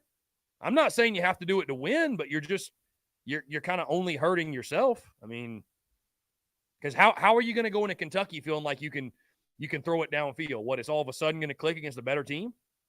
I mean, Right. that's my thing. Is just why not take advantage of it? Yeah, and I'm still trying to figure out how the hell does Jaheim Bell not have any, like, it's like he's not being targeted. I don't know if he's not doing well in practice or he don't get along with the coaches. It just don't make no sense to me why he don't get any type of catch. I feel like he's probably one of, if not the best athlete we got on our offense, like talent wise, because he's a mismatch for every team. Like, you could put him at running back, you throw him at tight end, you could put him at receiver. And, like, it's like he don't get any type of, like, touches or catches or nothing. I don't understand it. Yeah, no, dude, we got to get Jaheim Bell going. Too good of a player. I mean, he's an all-conference type of talent. Again, these are just certain guys you're going to need down the stretch to play really quality football for you. And we know what he's capable of, but need to get him going. So, again, that goes for everybody in the passing game, Rattler himself. But Bell, Wells, Stogg, Van, God, I mean, what about Josh Van, dude? I mean, this guy came back. He's got a daughter. Guy came back to South Carolina because he thought he'd be able to boost his draft stock and make a check. And would he even be signed as an undrafted free agent right now? I mean, I almost feel bad for the guy. Really. I mean, I really do. Yeah. So.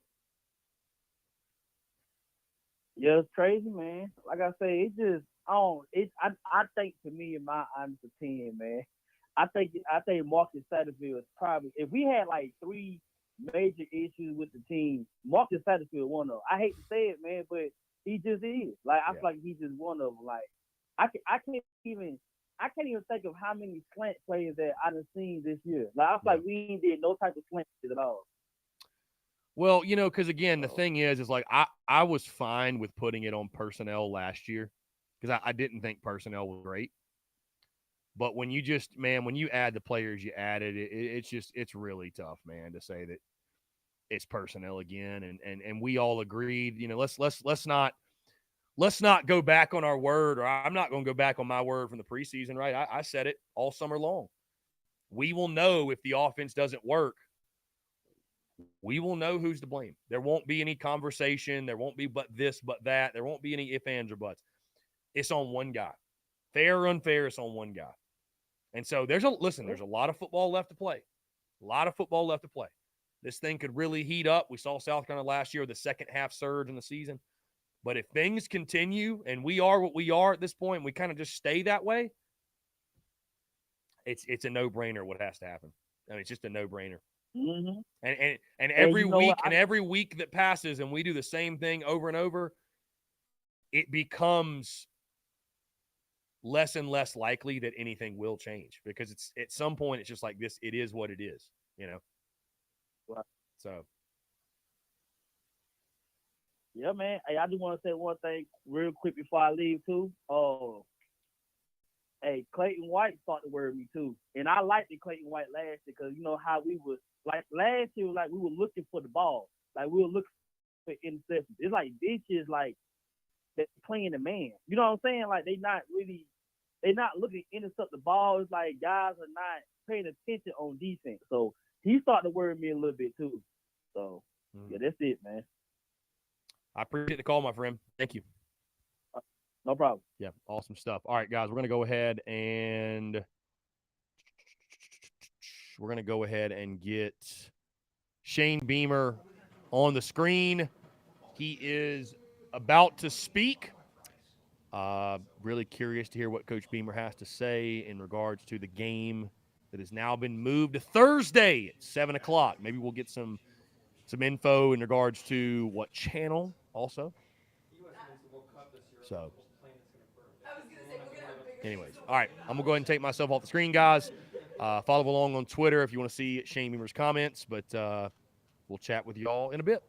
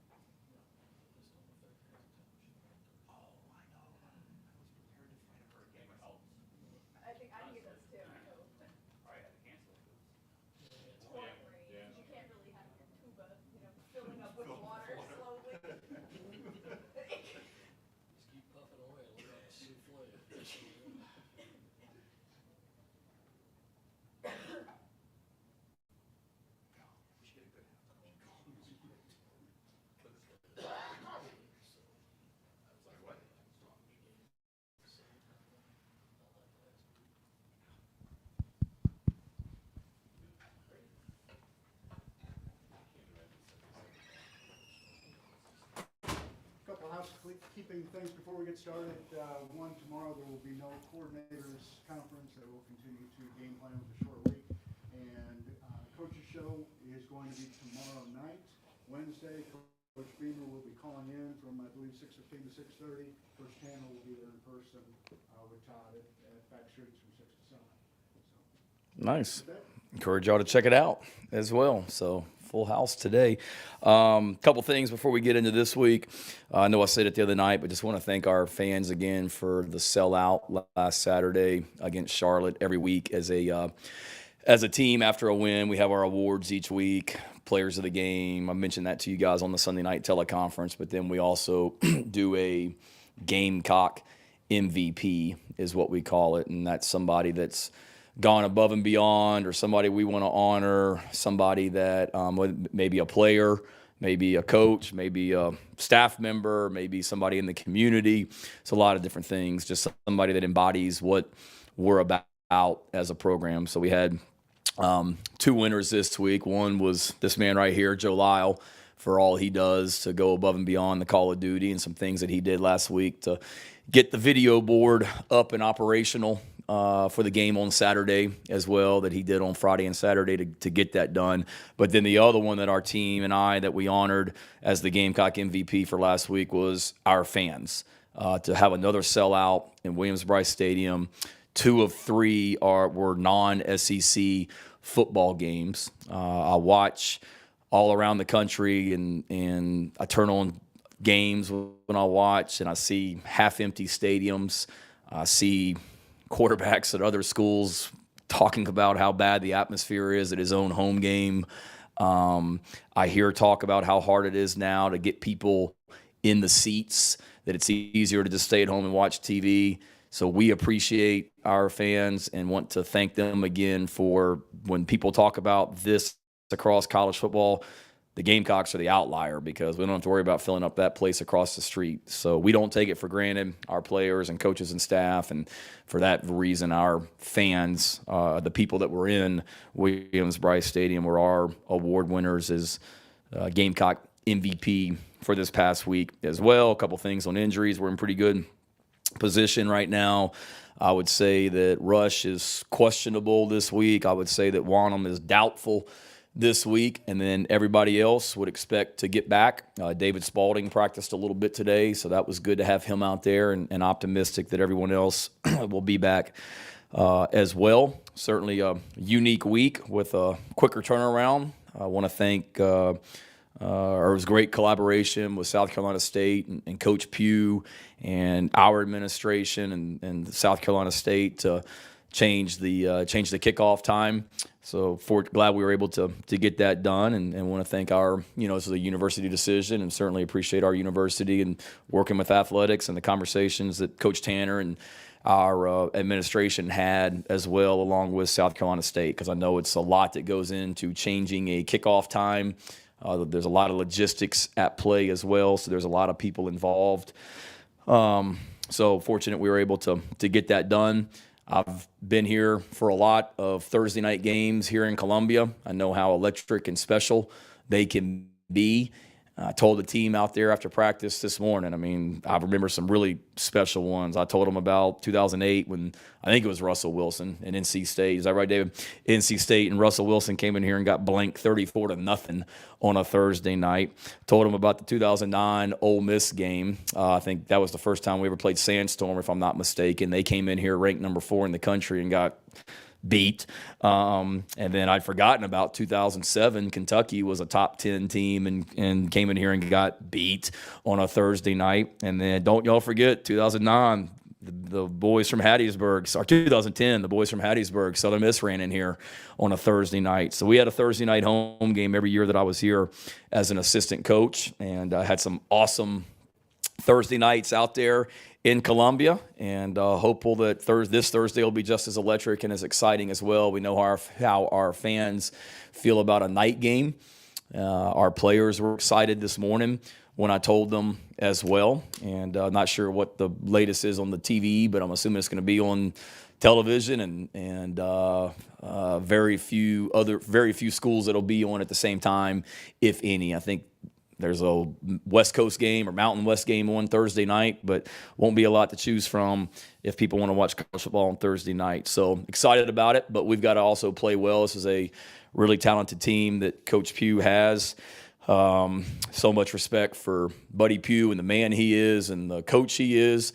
And then as well, I mean, just the legends of South Carolina State, guys like Willie Jeffries, who I've got so much respect for and I enjoy being around every chance I get. So tons of respect for their program. They got a lot of really good players. There's a lot of talk last year about Jackson State, and rightfully so. People forget that South Carolina State beat Jackson State 31-10 in the last game of the season in their bowl game last year as well. A lot of guys that are key guys that were on that team are still on this team as well. This is a really, really athletic group led by a veteran quarterback.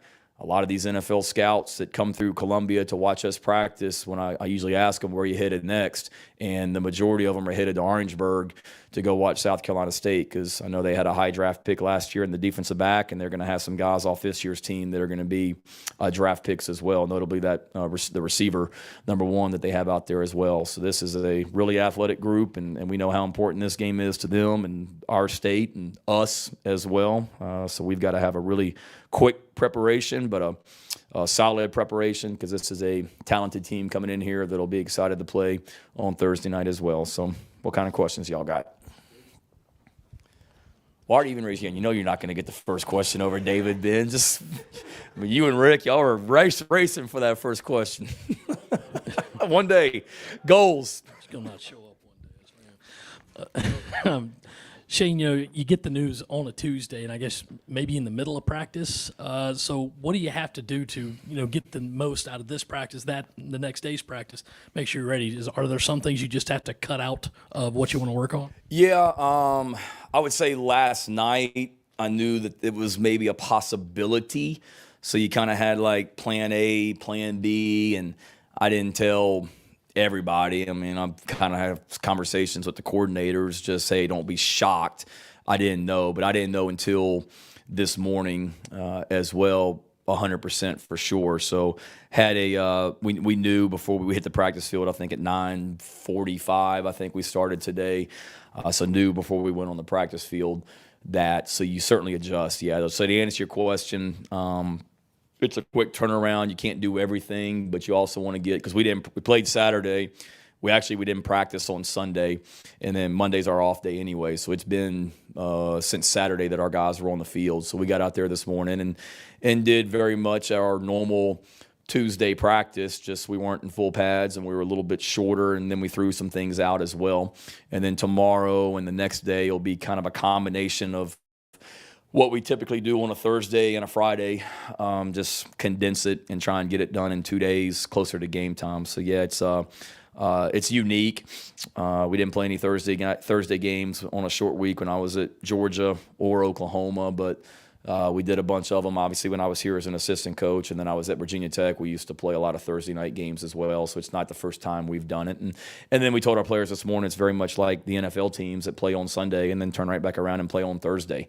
And I think this week it's the Dolphins and the Bengals. So we actually reached out to Miami just to kind of get an idea of what their schedule was this week. And then we've got NFL coaches here, guys on our staff that have coached in the NFL that have done that as well.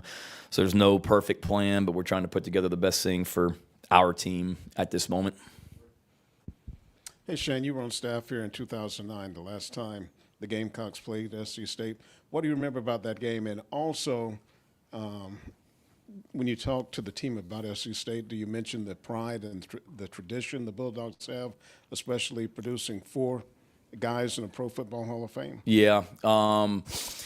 I'll be honest with you. I remember that we ran a reverse on a kickoff return that night is the only thing I remember about that game. I'll be honest with you. I was coaching special teams and had a thing that we had been working on. I think it was like Wesley Saunders was involved maybe, but kind of caught it and ran a reverse over there towards their sideline. And I'll be honest, that's about all I remember about it. But in regards to our South Carolina State, I think our players know for sure, and that's no disrespect to South Carolina State. every week we don't spend a ton of time talking about the other team, but we also made them very aware this morning that this is a talented team. There was a high draft pick last year on their team. They're going to have NFL players or players get drafted off this year's team. We've got so many guys on our team from South Carolina. They know what this program, South Carolina State's program, is about without a doubt. And I was looking at their roster yesterday. I think their entire roster is from South Carolina except for 9 or 10 guys that are not from South Carolina. So everybody on our team pretty much knows everybody on their team. So there's great pride on both sides, and there's a ton of respect for South Carolina State's program. And all you have to do is turn on the tape and see that, and then also see what they were able to do last year against quality teams like Jackson State. Hey, Coach. Even with the guys that are just coming off of injuries, are technically healthy but still banged up, how does having that short turnaround affect recovery? Like, is there anything you're doing to kind of just adjust things for that group that's, either not quite healthy or freshly healthy? Yeah. No, it's that's the one, I don't want to say negative, but one thing that's maybe not as good because it's less time for those guys to get well. Part of that was we didn't practice on Sunday, so it gave them a little bit of extra time in the meeting room, in the weight room, and in the training room to kind of get their bodies recovered and whatnot going into the new week. Yesterday was an off day, so that was kind of a physical break. So even though they're off, I mean, those guys are doing whatever they can to get ready to play as well. And if they weren't able to do much in practice today, there's really not much you can do tomorrow because tomorrow is the day before the game. So honestly, it's just kind of trying to fit a lot of recovery and rehab and prep into a shorter period of time. And whether it's an injured player, whether it's a coach who now has 2 less nights or days of preparation like you normally would be. I mean, normally, what's today, Tuesday? So normally I'd be walking out of here and we'd be getting ready for the Wednesday practice, which is third down, and then the Thursday practice, which is red zone, and then a Friday walkthrough. Well, we don't. I mean, we'll walk out of here now and spend the rest of the day getting ready for third down, red zone, in the game situations, 2-minute, 4-minute, coming out, all that you normally have all week to do. So it's just there's not enough hours in the day, but also, for the players as well, there's got to be an even higher sense of urgency, to get ready to play, whether you're healthy or not.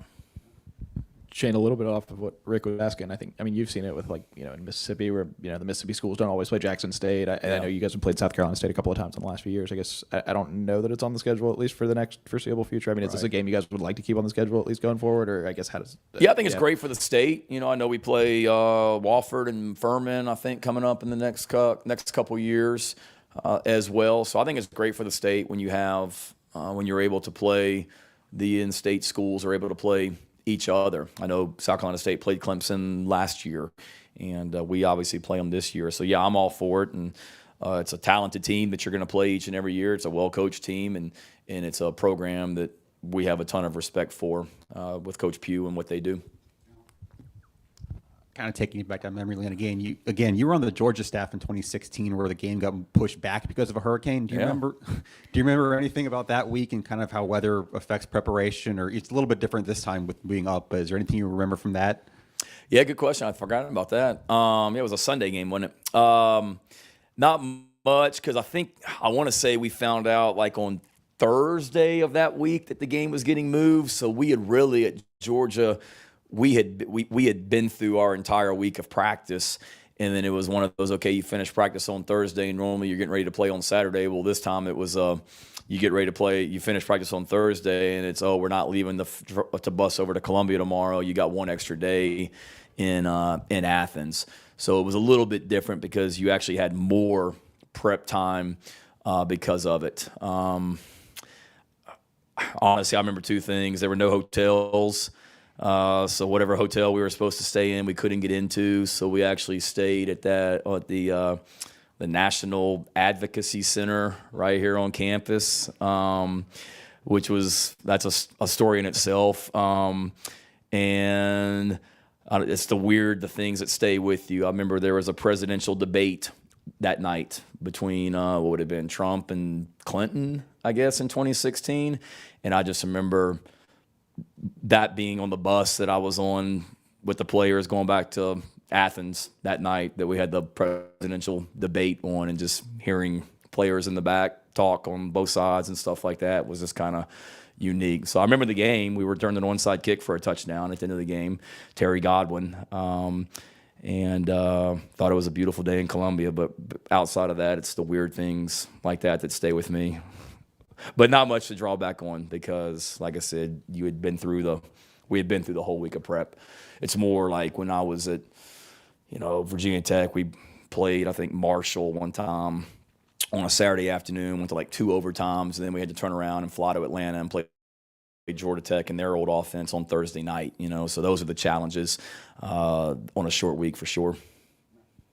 You've mentioned Coach Pugh a few times at this point. Just how well have you gotten to know him? What's that relationship like? I think you guys were at Coaches for Charity this summer together and a lot of other events. Just what do you like about that relationship with him and what a staple he is around here? Yeah, he's just such a great man, to be able to be at one school for so long.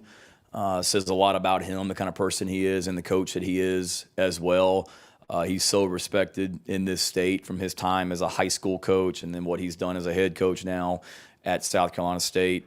Just being able to, him being at Carolina or him being at South Carolina State, me being here, obviously you cross paths, whether it be, recruiting in schools at the same time, or like you mentioned, the Coaches for Charity event that Rick's a part of in the summertime as well, getting to spend time with him and Coach Jeffries at that event also. They have a touchdown club or a quarterback club down in Orangeburg that I think I spoke at when I was an assistant coach, and some of our coaches have been involved in as well. So tons of respect for him, and it starts with the kind of person he is, but a fantastic coach as well. Hey, Shane, what were those conversations like with Ray Tanner over the last couple of days? Do you have that much input when it comes to something like this? Like, hey, can we move this to maybe Sunday or move it to the end of the season? Were there conversations like that? And I guess the other part is, what did you learn from the Miami Dolphins this week? Let me see. First of all, with Coach Tanner,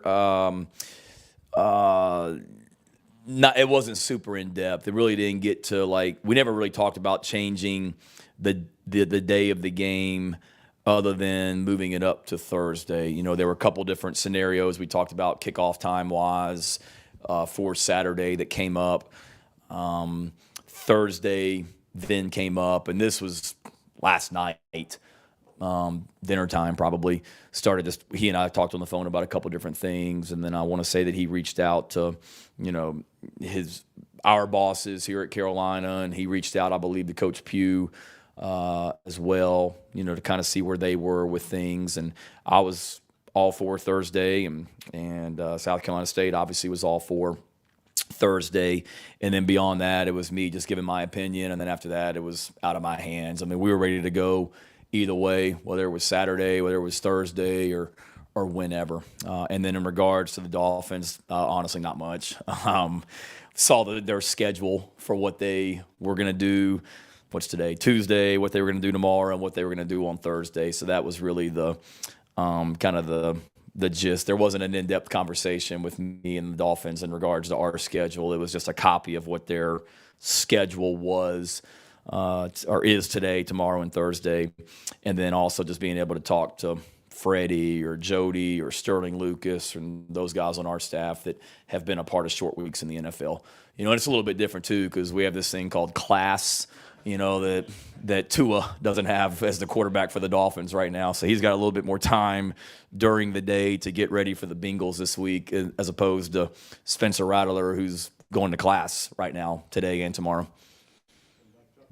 Yeah, putting on a bit of a long lens here. How would you describe Coach Pugh's significance in the state, in the sport, and in the coaching firmament? You've been around since you were an infant. Yeah, well, that's deep. Strong, just like I said, goes back to the kind of person he is. But I think anytime, and I saw this with my dad at Virginia Tech, anytime that you're able to stay at one school so long and to also coach in one state for so long goes to show how, one, how good you are at your job, two, the kind of person you are, and then 3, the kind of coach you are, to be, because if people in this state don't like you and don't think you're very good and don't think you're a great person, you're probably not going to last long coaching in this state, whether it's high school, college, whatever it may be. He has, and it's a testament to him. And then I think you look at his coaching staff and the guys that are on this staff. I mean, there's a lot of guys that they either played for him at South Carolina State or they've coached with him for a long, long time. And, it reminds me a lot. Same thing, my dad being at Virginia Tech for so long and a staff that was with him for so long as well starts with the kind of people they are. Shane, I know it's all about, this week's game and everything, but you're the head coach. You've got to think about it. Have you thought about the logistics of the weekend? Usually after Thursday night games, the guys get, they get to go home perhaps or something, but we don't know what's going to happen with this storm or anything like that. So have you thought about what's going on after Thursday's game? Yeah, you're correct. All we're focused on is the game on Thursday, but certainly, I mean, they're 18, 19, 20-year-old kids. They want to know what their schedule is, for the weekend as well. So they'll be off on Saturday. Our guys, they need a little break. Coaches too. I mean, we as coaches I don't think we've had a true day off since the first day of practice or the day before the first day of practice back in August. So Saturday will be a day that we're not here in the facility for sure. Players, depending on what the weather is, they'll have that day off as well if they want to get home. And then I think Friday is depending on weather and for all the students that are reaching out to me about the class schedule on Friday, I don't decide if classes are canceled or not here, as I'm on your side. I want to help, but I don't make that call, so stop contacting me. But depending on what the class schedule is on Friday for the students here at Carolina, whether there's classes or not, and I don't know, would determine a lot based on what our guys do. But ideally, we'd have class. I'd get them here on Friday, the players. We'd be able to kind of put this game to bed, the South Carolina State game, check injuries. Hopefully there are none, and then give them Friday night, Saturday, and then we'd be back in here on Sunday getting ready for the next game. Shane, kind of sticking with football, but Sat was in here a week or 2 weeks ago talking about still learning what this offense does well. Now that you're a quarter of the way through the schedule and kind of have a bigger sample size, what does this offense do well, and what's maybe next for it outside of consistency? I think if we need to be able to me, we've shown that we can run the ball, and I don't just take the South Carolina State game. I mean, I take what I told you guys from the Arkansas game. We didn't run it a lot, but when we ran it in non-goal line short yardage situations, we were somewhat efficient against Arkansas. Georgia, I know the game got out of hand a little bit there in the second half, but we were able to pop some runs in there and even early on as well. So I've got confidence in our run game, so I believe that we'll continue to get better there and that we've shown that we can run the ball.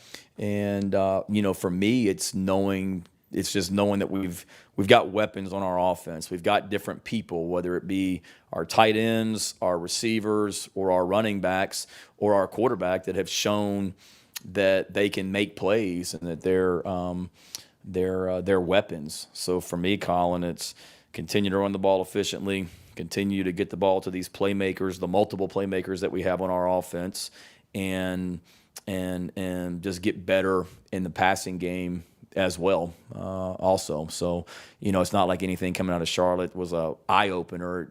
If you look at everything from like a 30,000-foot view of the last 4 games, I mean, it's a lot of the same things that I knew going into Arkansas and coming out of Arkansas as well. Now we just got to operate more consistently as well and continue to get better. Yeah, so you mentioned the Thursday night games from when you were an assistant coach here. Yeah. What's your memory from those?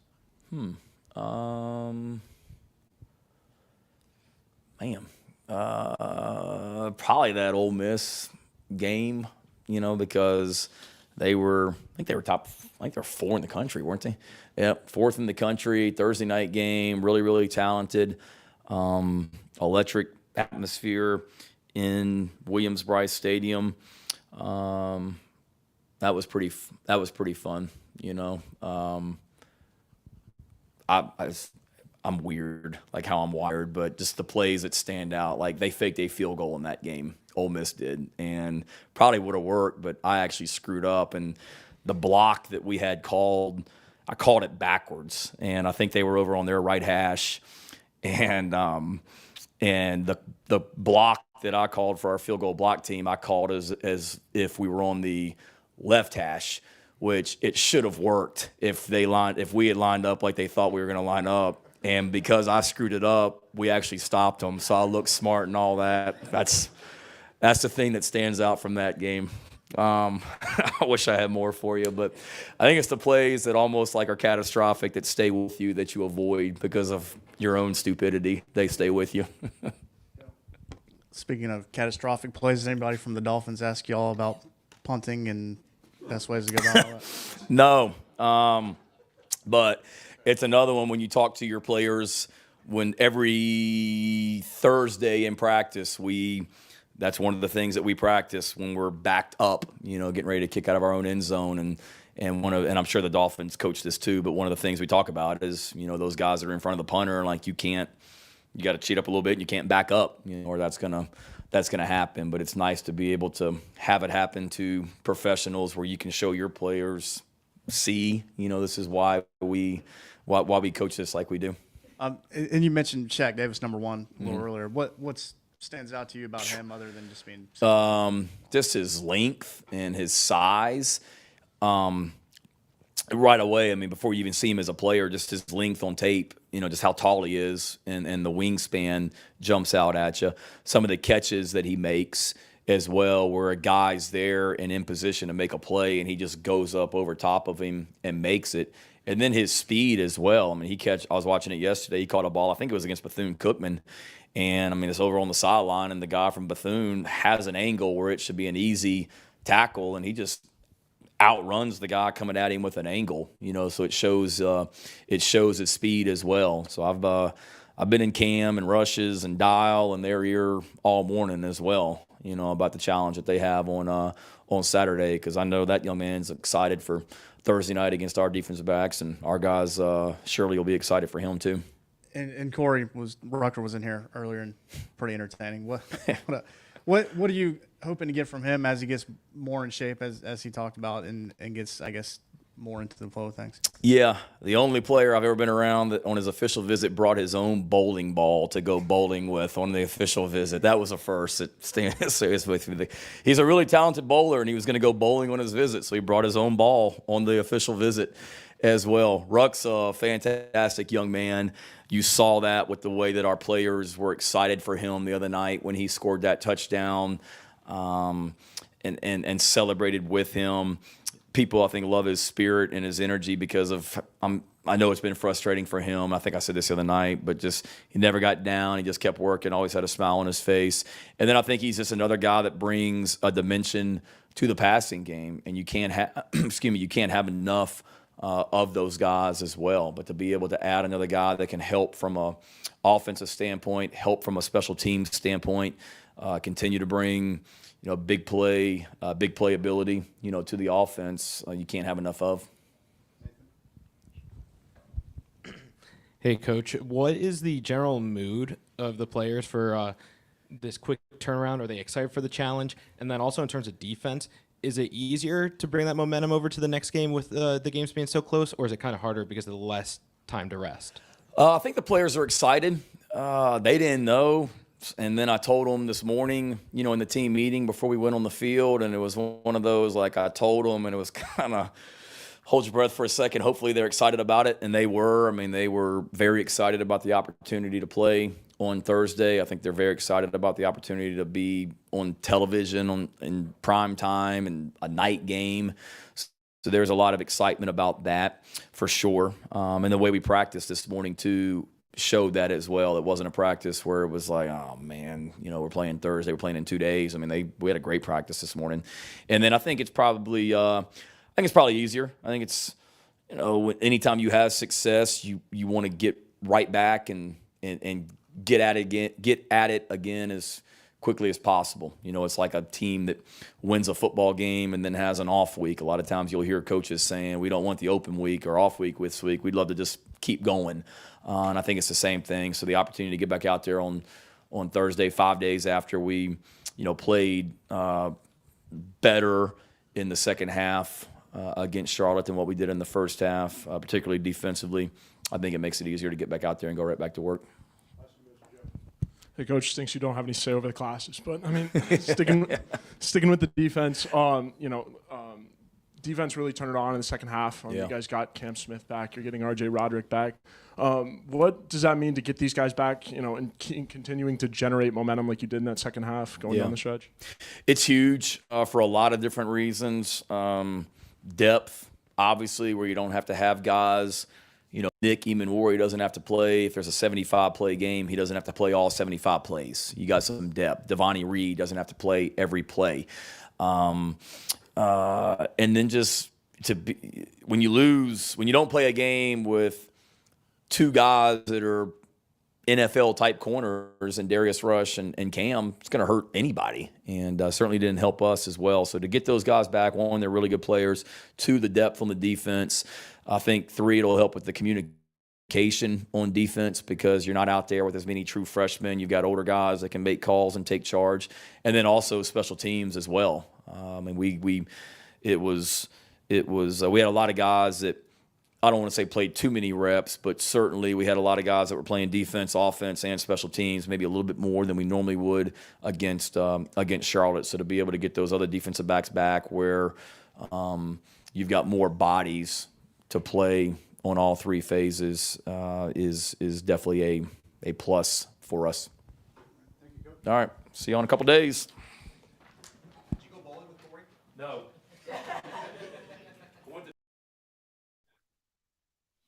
All right, guys, that's going to do it for Coach Beamer. Appreciate y'all tuning in. A lot of interesting takes from Coach. Obviously, a kind of a chaotic week, crazy week with the game now being on Thursday instead of Saturday. Appreciate y'all. Obviously, we're past 2 o'clock.